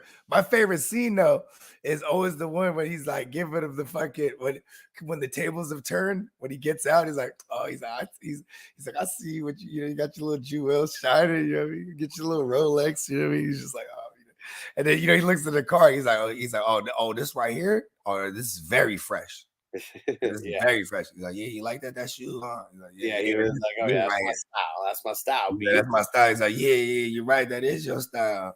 You know what I mean? Like, cause he already knew he had got him the joint. Yeah, that's my favorite part right there, B. Because really, I guess my favorite part is the Mekhi Phifer. The hustle speed. Like when they're ball playing. Motherfuckers out here, like, man, that scene just hits me every time. Whether it's whatever the people want it, if they like it, or what do you say? If they fucking with it. If the people is feeling it, motherfucker like me can hustle it. That's my gift in life, eh? You a hustling motherfucker, man. For real. You know what's crazy too is like after because of that movie, I went down the rabbit hole and all the different documentaries on the cats and like. And Derek said he's with that idea. All right, there we go. We'll have that on because there's gonna be a lot of things going on. We definitely got to have like one. The Friday night's gonna be dope. We should just go live and just rock. You know what I mean? Me and Candlestick. We touched down that morning. I know Derek touched down that morning. You know what I'm saying? I mean, we got to tell Nelly you got to get a red sweater and a red fedora to come in character. Right. That'd be fire if he could find, like, I don't know if he'd be able to find it, like red fedoras. That's not a And then like, here's the thing: it'll be easy to find a fedora. It's not going to be cheap though. You know what I mean? For sure, yeah. You know what I'm saying? You probably find if you go to like a costume store, probably. You know what I mean? But imagine, could that go viral? Us being live. We got Nelly, I ain't eating. Derek said we got to get him to do the I ain't eating. Like, this is what y'all don't know. Story of that kid. He goes on. He's like, what in the absence of AZ and Alpo and Rich Porter, this guy took over the streets. We have him here with us today. That'd be funny. Oh man! And Stranger, you're a Sagittarius too. He said Sagittarius can put the pro in procrastination. There you go. See, I never heard that one. I like that one. You know what I'm saying? Yeah. See, I'm November 30th. Where you at, Stranger? See, I knew there's something about Stranger. I knew it. And for me, you Kumania is too. You know what I'm saying? Tino, Antonio. For me specifically, I'm always surrounded by sad. So it's if we're excluding Capricorns out of the mix, it's Scorpios, Sagittarius, and Aquarius. And it's weird because those are literally the three signs, like the two before me and then the one after. So it's also very weird that those are like the three signs that just seem like are like in my life the most. See, the Sagittarius we're called the ambassadors of the universe. So we rock with every single one, but we also bump heads with every single one. You know what I mean? It's like a gift and a curse. You know what I'm saying? If you're like the mayor, right? Or the ambassador, whatever it is, you know what I mean? Like, there's going to be people that, hey, I can't stand the ambassador. There's people, hey, I love the ambassador, man. He's awesome, man. He comes through ambassadoring, doing all kind of shit, you know what I mean? There's always, it's kind of like with me too. Either people really love me or they're fucking irritated and annoyed as fuck by me. And I love it. Marco said, don't believe in all the astrology stuff. Geminis are very skeptical. That's funny because he's a Gemini. I don't believe in it. Well, that's the joke, right? Yeah, for sure. Yeah. I mean, Geminis are the tale of two, for real. Yeah. Like, they say Pisces because are like that too. And then, that's why you have the two different fish going the opposite directions. But then it's like, but Geminis are like, I mean, Tupac is the best example. It's not even like a tale of two. It's a tale of two. It's like because Tupac is like an onion, like multi-layered. Like you got Dear Mama shit. You got the the revolutionary shit. You got the the gangster shit. You know what I mean? You got the fucking Brenda's got a baby, some conscious. You got some keep your head up, some uplifting to the female shit. You know what I mean? Like what then he's accused of rape, and then he's also like a philanthropist and like a Black Panther, accused of murder, right? Then accused of rape, the murderer, and the fucking all types of shit. Peacock said, "I have no idea when my flight is." What? How do you not know when your flight is? Go check that shit or ask your wife. Did you book it or did she book it? And Big Draft Energy said, "Have you guys ever done the program?" No, so we have not, and that's not actually on our list of football movies. I've seen it though. It's been a real long time. That's the Bruce Willis with the Wayne. Which one is it? Damon Wayne? Damon? That? It's Damon. Yeah, Damon. There you go. Yeah, that's the program, right? Not The Last Boy Scout. Am I confusing the two? Oh, that one might be The Last Boy Scout. I know. I'm saying that's what I'm saying because those are I'm mashing them all up in my mind right now. Let's see. Yeah, that fucking what's that one joint? Bulletproof. Remember that shit? Yeah. Adam Sandler. I forgot about the Adam Sandler. He has some little, you know what I mean? He's coming up. He threw his hat in the duo the duo race is what I call it in the 90s. Duo race. It's a double entendre. You know what I'm saying? Because the duo race in Hollywood was like, okay, let's get like tag teams of different races. Because that fucking Lethal Weapon killed in the 80s, right? Yeah, because in the 90s you had a bunch of those, bro. Black guy and a white guy hanging out is way funnier than a white guy and a white guy. Like you had, like I mean, all the way down to fucking whether it was the other Lethal Weapons that came out or fucking White Man Can't Jump. Oh shit! Okay, Derek said the program is Omar Epps and Tyra Banks. So okay. The program's an alcoholic QB from Florida State. Okay, I gotta see that. Oh, because he gets to the AA program or something. Oh shit! And Big Drive Energy said, "Bro, the program once you watch it, there's literally no football movie that you can compare." That's pretty high praise. I'll at least check it out for that. That's a high that's a strong recommendation. I gotta check it out. That's super bold. Super bold. Yeah, that's actually up in the program. I mean, there's a lot of football movies I like. You know what I mean? Yeah. Oh yeah. I mean, we just watched Any Given Sunday. I mean, that's a crazy star-studded, cast. You know what's crazy too is after watching it again too, is like I still love it, but I also remember how much I knew how fucking long and dragged out it was. You know what I mean? Yeah, there's a lot. I enjoy stuff like that. You know what I'm saying? Like because I but it's also like you're gonna get dialogue out of a Scorsese. You know what I mean? Or what was his name? Oliver Stone. Oliver Stone. You're gonna get mad dialogue. You know what I mean?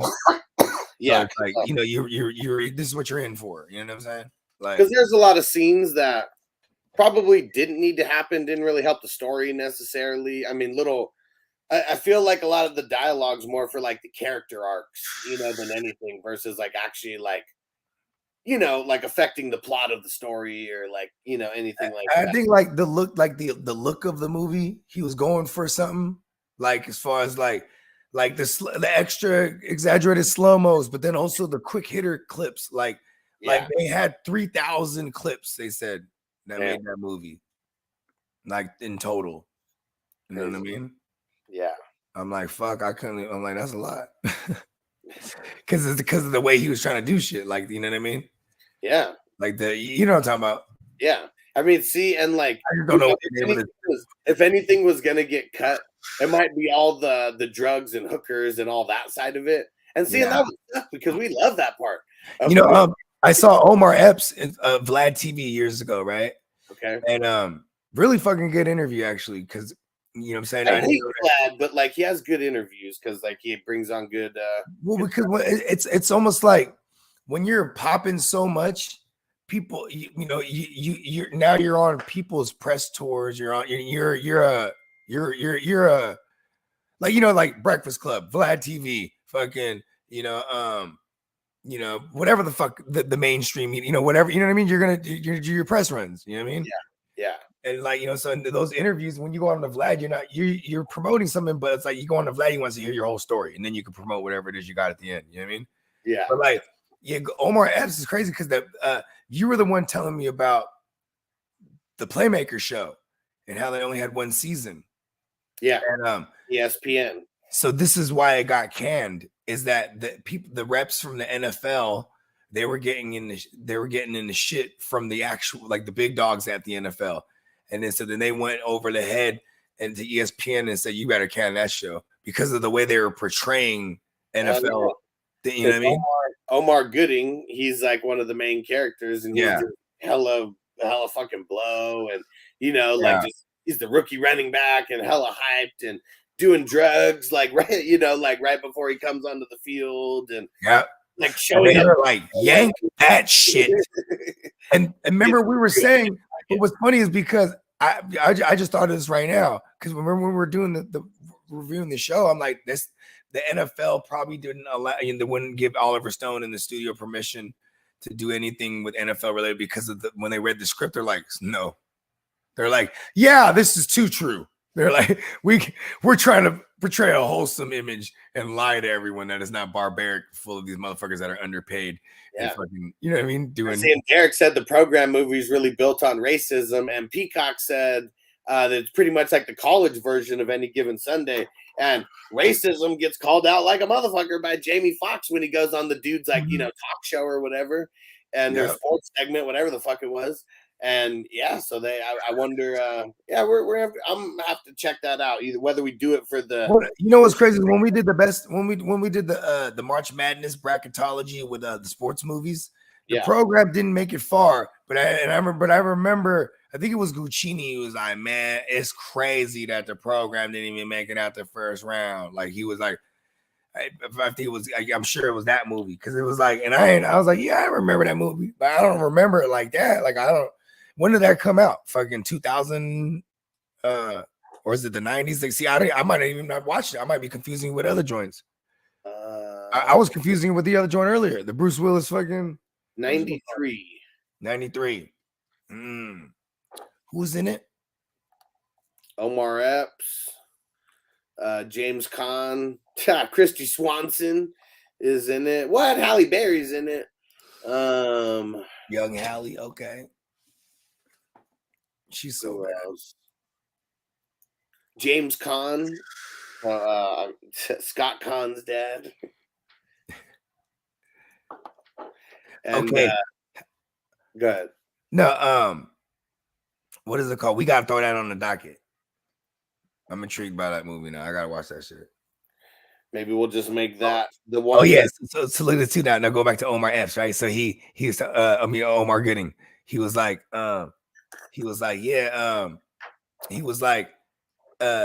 his brother, because they asked about the Me Too shit.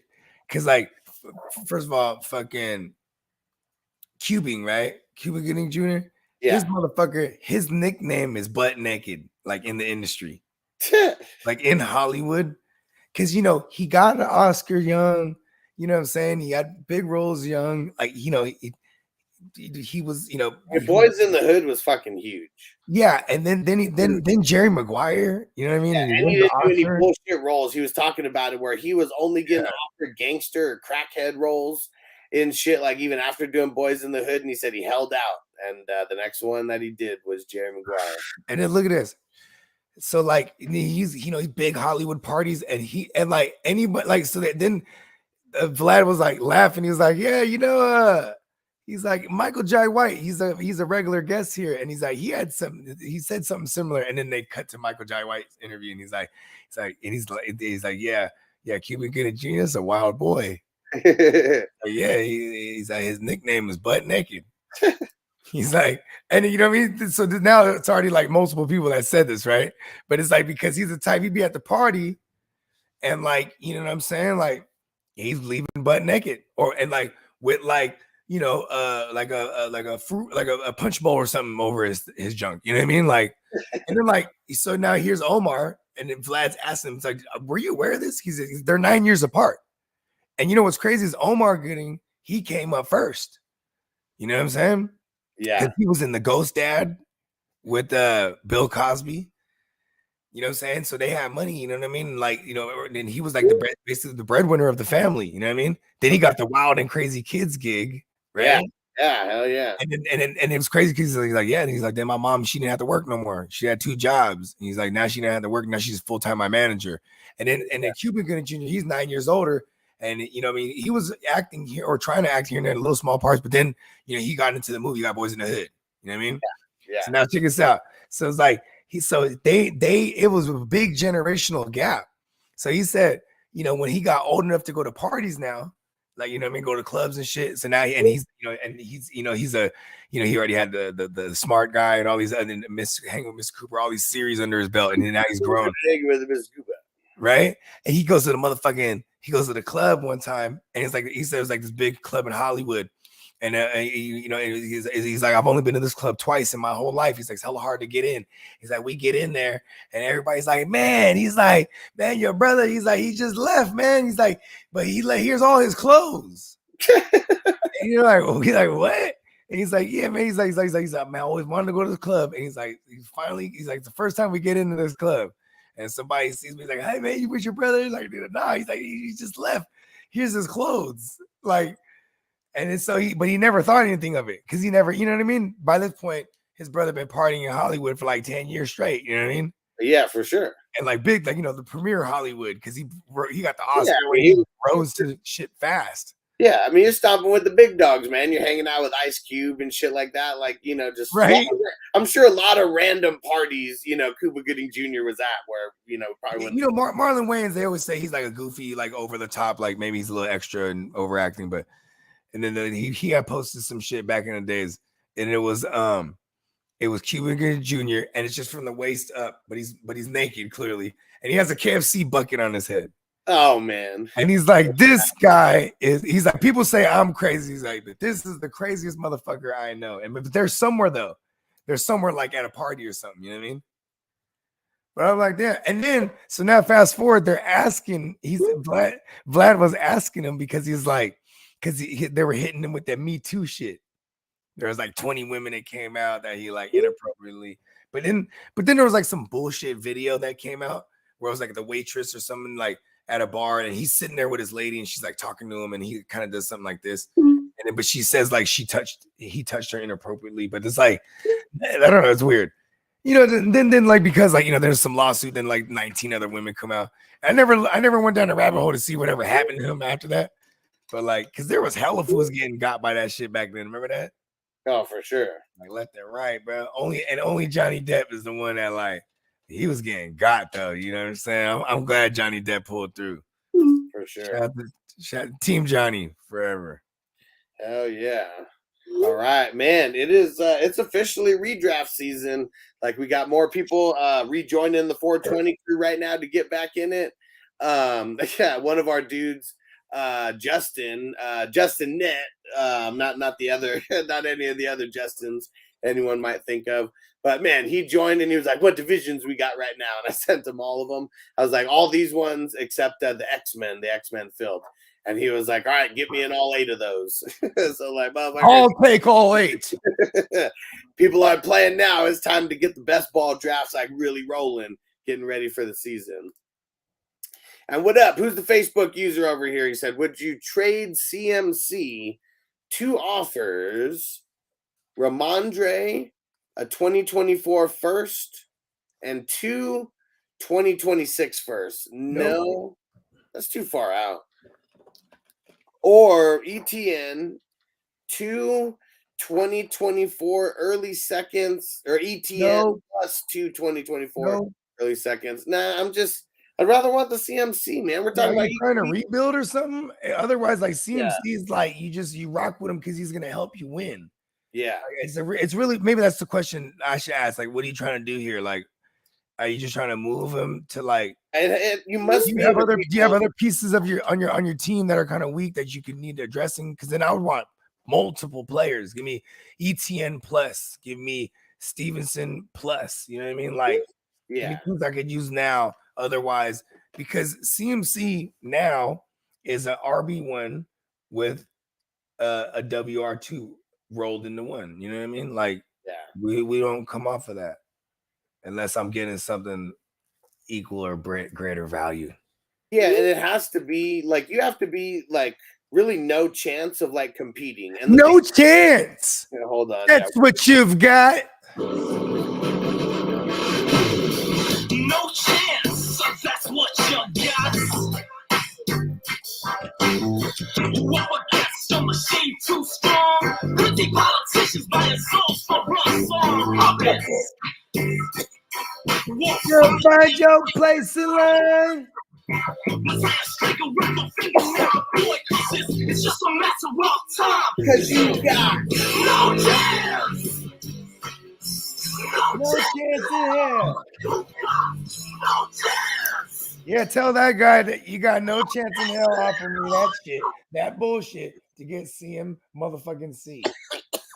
And like when I mean you have no chance, like you gotta know that you're like the bottom 25% of your league, and there's probably like no shot of you even making the playoffs, like without doing a bunch of stuff. Because outside of that, if you're anywhere in the top 75% of the league, anything can happen. Anybody can catch injuries. Anybody can go into the playoffs and have like some magical run because you just made a trade halfway through the season to bump your team up. So unless you are like, you are completely out of it, I'm not rebuilding anyways. Your team has to be not shit, but like you can't even field like 50% of your starting roster with like, really good players. Like it's got to be something like that. And what up, Zeb? What up, Zebediah? And what Zeb said, Jay Ford, how much fab to spend to pick him up? I don't know. Like even more than a couple dollars? Like what's your fab max? What's your max fab so I can have like an idea? Like, because if you have like 100, maybe I'll spend like $5. And if I have Nick Chubb, I have no problem just like spending whatever I feel I need to spend. Just like I'll be like, fuck, I need to lock that down. Like, you know what I mean? Cientino said, I'm not rebuilding until I go 0-4 either way. Even then, 0-4, you can still come back. It depends on how you caught those losses. Because I remember in one league, and the rest of the league too. Like you can go. I watched you go 0-6, and then come back like with an 8-game stretch only to go fucking one and done in the playoffs. Cool. It's a cool story though. At least that like, I didn't give up being 0-6. It was a lot of bullshit like losses that I was getting. Like people were just putting up like I was just playing like the top scoring team like in the league, maybe like 4 out of those 6 games or some shit like that. Here's the thing though, too, is there's been plenty of times where I'm in a league where like it's like fuck, I'm doing so bad that I'm like, oh, let me go look at the rest of the league. I'm like, oh, everyone's doing bad. Like, you know what I mean? Like, yeah, like, oh man, this team's killing it, but man, they're about to come up with a 3-game stretch or like some bullshit bye weeks or like, like all these type of things come into play. Yeah. You know what I'm saying? Like, I mean, I don't know. Man, it's just you versus the world. Fuck it. You know what I mean? Let everybody else figure their own shit out. You know what I mean? Yeah, and in redraft, I mean, shit, like there is no fit in redraft. Like even if I'm out of it, I still want to spoil people's like shit so I can talk shit to them. It just that's just part of the game. If you're not play the game the way it's supposed to be played. Hell yeah.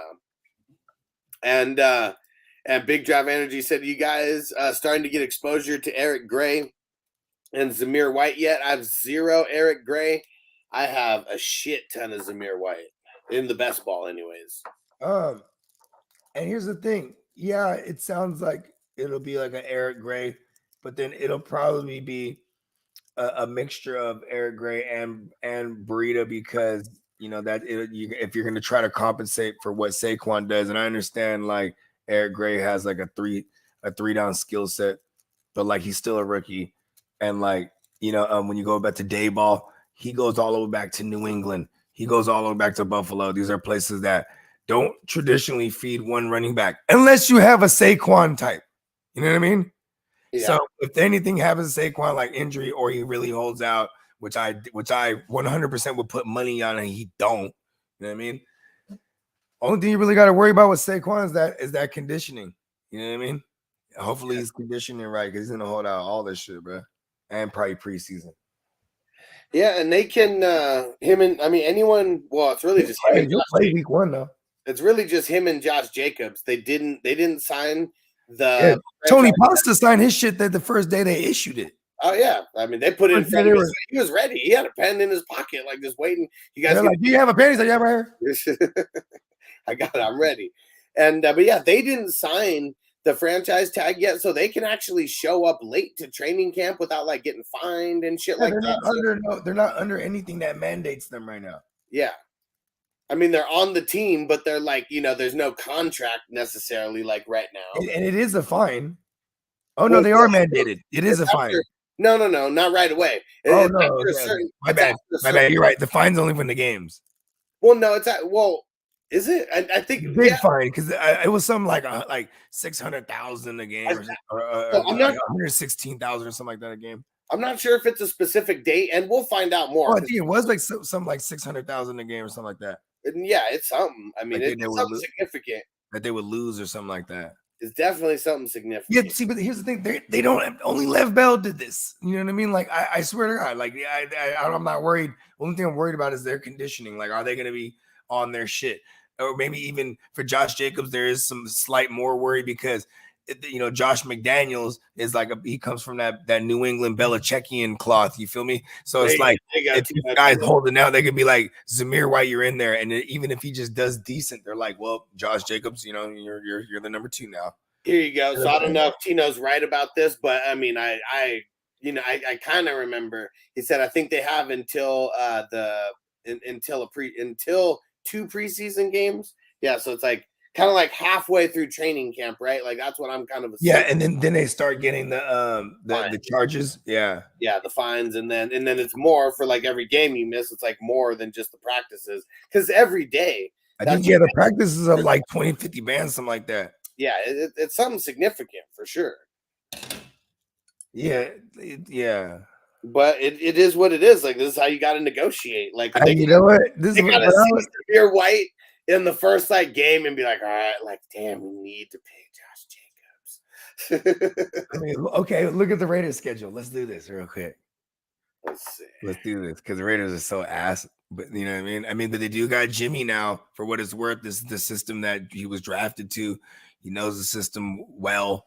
He got Devontae Adams, and he has, you know what I mean? They got the Broncos week 1. That's all bad. They got the Bills week 2. The Broncos know how to suffocate Jimmy. Steelers, Chargers, Packers, Patriots, Bears. Lions. They're gonna need Josh Jacobs by the time they get to the what is it called? To the Patriots. If they're crazy, like I mean, just through August 30th. So that's like the first 2 months or month. I just thought of a running back that held out and got his bag. Cool. Actually, or not his bag. I think he held out to get his bag, but it was also it was Emmitt Smith. Oh yeah. He held out for like 2 or 3 games, right? Yeah, or 2 maybe. I think it was 2 for sure. And so I mean that's crazy though. Through August, and that was before the franchise tags and all that shit even existed. So yeah, definitely. And Uncle Jerry just wasn't having it, and then they go 0-2.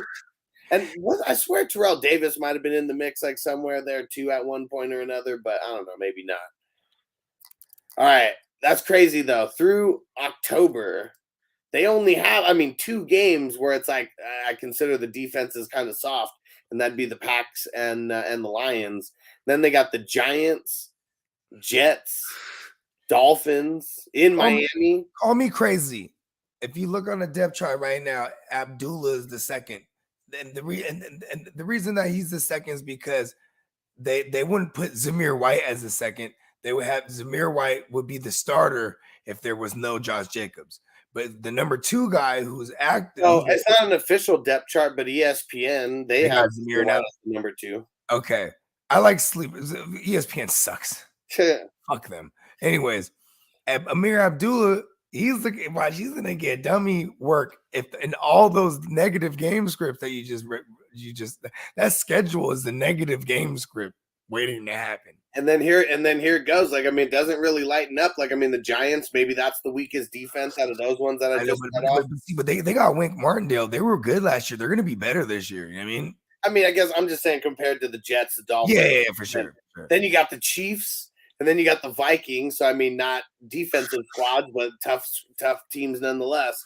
Then you got the Chargers again, and then the Chiefs again, and then you got the Colts in week 6. Wow. So we want Josh Jacobs for that stretch. Look at how soft those run defenses are for the rest of the way. Yeah, from November 20, pretty much Minnesota and the rest of the way.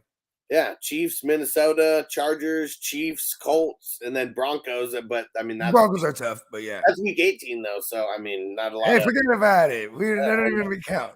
Yeah.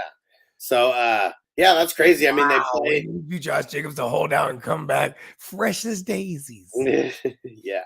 Run us. Okay, Tino said Steven Jackson held out. There you go. I mean, he was getting hella paid back then. I mean, at least after his holdout, right? And you know what, too? I'm not gonna say never, because ever since COVID came around, when it comes to the NFL, we didn't see it all. I saw Tuesday night games, Wednesday night games. You know what I'm saying? Fucking, we seen it all in the NFL. Yeah. The past couple of years, like we seen motherfuckers trading in the NFL like it's fantasy for real. Yeah, it's awesome. And right. So I mean, we might see a holdout for real. Might see a few. Tino said, I can't remember the RB from Pitt that came to the Jets and held out. So I don't. You're talking about Pitt, the college, right? Or not Pittsburgh? Because if it's Pittsburgh, I mean, yeah, we're talking about Lev Bell. But which one are you talking about, Tino? And Bake said, if Jimmy G's still hurt by the preseason, who do you think the Raiders will sign? Wentz, Cam, Lance? Wentz. Yeah, Cam knows the offense. He did play under Josh McDaniels, but like I think they've already got to look at what Cam looks like, and I don't think Josh McDaniels going that route again. You know what I mean? Plus, Cam won't be cheap. He'll be cheap, but he won't be the cheapest. Right? You know what they do? It's ugly and boring. They go to Brian Hoyer, because if it's bad for them, right? I think it's Carson Wentz is the guy, is the answer, right? Yeah, and Brian Hoyer be the backup. But like, I think it would, if that happens by preseason, I mean, they would have to pick him up by training camp. Like Jimmy's, if he's not like pacing to be ready, yeah, then it's you know what I mean? They're gonna bring in Wentz. Yeah. And yet Big Draft Energy said Melvin Gordon held out also. Yeah, it didn't work the best with him. I'm trying to see what he ended up getting paid with the Broncos. Yeah, see, holds out, all that, and then his contract with the Broncos, 2 years, $16 million. And yeah, that's in his 5th year. Sixth year. Yeah, because they probably didn't pick up his they didn't. 15, 16, 17, 18, 19. Okay, so I guess they did pick up his 5th-year option, Yeah. So that was his 6th year. And it's crazy. I mean, the difference in contracts. He got a 4-year, $10.6 million contract as a rookie. He was drafted like 12th or 15th overall. Yeah, it's crazy. I think the Chargers moved up from 15 now. I think was it that? I forget. It was something like that, and it was to get him, because Todd Gurley already went off the board, right? And he was like the second highest. Maybe it was the Rams that moved up to get Todd Gurley, because I remember somebody moved up to grab a running back. Yeah, I liked Melvin Gordon a lot, bro, with Phillip Rivers, because Phillip Rivers, he had a 25% target market share to the running back, and that's a career stat. He even carried that to the Colts. That means like 1 of every 4 times he throws the ball is at the running back. So like I used to call Melvin Gordon Diet Le'Veon Bell. You know what I mean? Yeah. Because I mean even you call him Diet Todd Gurley during those years. You know what I mean? Yeah. Because it was he's gonna get like 4 or 5 of these greasy dump offs, just fucking greasy receptions like every week, bro. I loved it. And then like I always had too much Melvin Gordon because I was back when I fucking liked the Chargers. You know, and so I would just think, oh, I'm getting him in the 2nd round. I'm getting him late, you know, and like, yeah.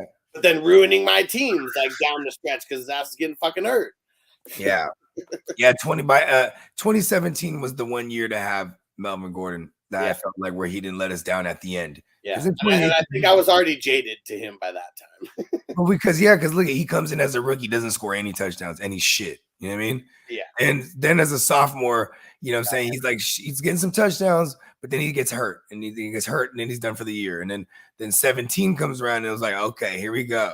You know what I mean? Like, And then 2018, back to getting hurt. Yeah, back to getting hurt. It was really just the 2017 year. That was the only year that he actually put together a full 16. I mean, he was not that guy. Yeah. And Zoo Crew, he said, so if Barkley misses a game, then signs a tag, he will get $600K less for each game. Okay, for the tag. It was 600 because I knew I read it. Like, you know, I'd be trying to stay informed. You know what I'm saying? But yeah, it was like $640K per game for them. And Ryan said Melvin didn't even get a slap on the wrist for his DUI. No, because they kept pushing it off, and then it was like the off season. So pay some fines, you do some community service. You know, it was just for you got a little go to a couple classes. Yeah, you know, and maybe got a little fucking little restrictions on his license for like 6 months or 9 months, whatever the fuck it is. You know what I mean? Yeah, but nope. I mean, that's just that's the way it is. That's why I don't think shit's gonna happen to Alvin Kamara. And the longer that time goes, that was different though, because that was violent. You know what I mean? Yeah, but still, it's not on camera. But yeah, it is. But it's not 1 million. It's not. I'm with you, bro. I it's not just that I hope he doesn't get suspended for the one place or the two places I have him in Dynasty. But I'm saying I just don't think it's gonna happen. It should have already. You know what I mean? Yeah, I mean, once they knew exactly what it was, the pleading no contest or whatever, now it's officially done with the court. They could make their ruling like the next day, whatever. Like they could have made it anytime between then and now. So that's why I don't think anything's going to happen to him. It's a misdemeanor offense. It is the Saints. You know, someone did the voodoo curse on them long time ago. So, it just sucks for them. Something could bound to happen. That's for sure. All right, let's get up out of here. We'll be back for FNT in a couple hours. Get into the box break. I'll be posting more about this. We only got a couple more spots in the 32-team league, so you guys better let me know. There's like 3 more spots. All right, we'll see you in a few hours. Peace. Defense on me. I don't want them to gain another yard. You blitz all night. If they cross the line of scrimmage, I'm going to take every last one of you out. You make sure they remember forever the night they played the Titans. Here comes the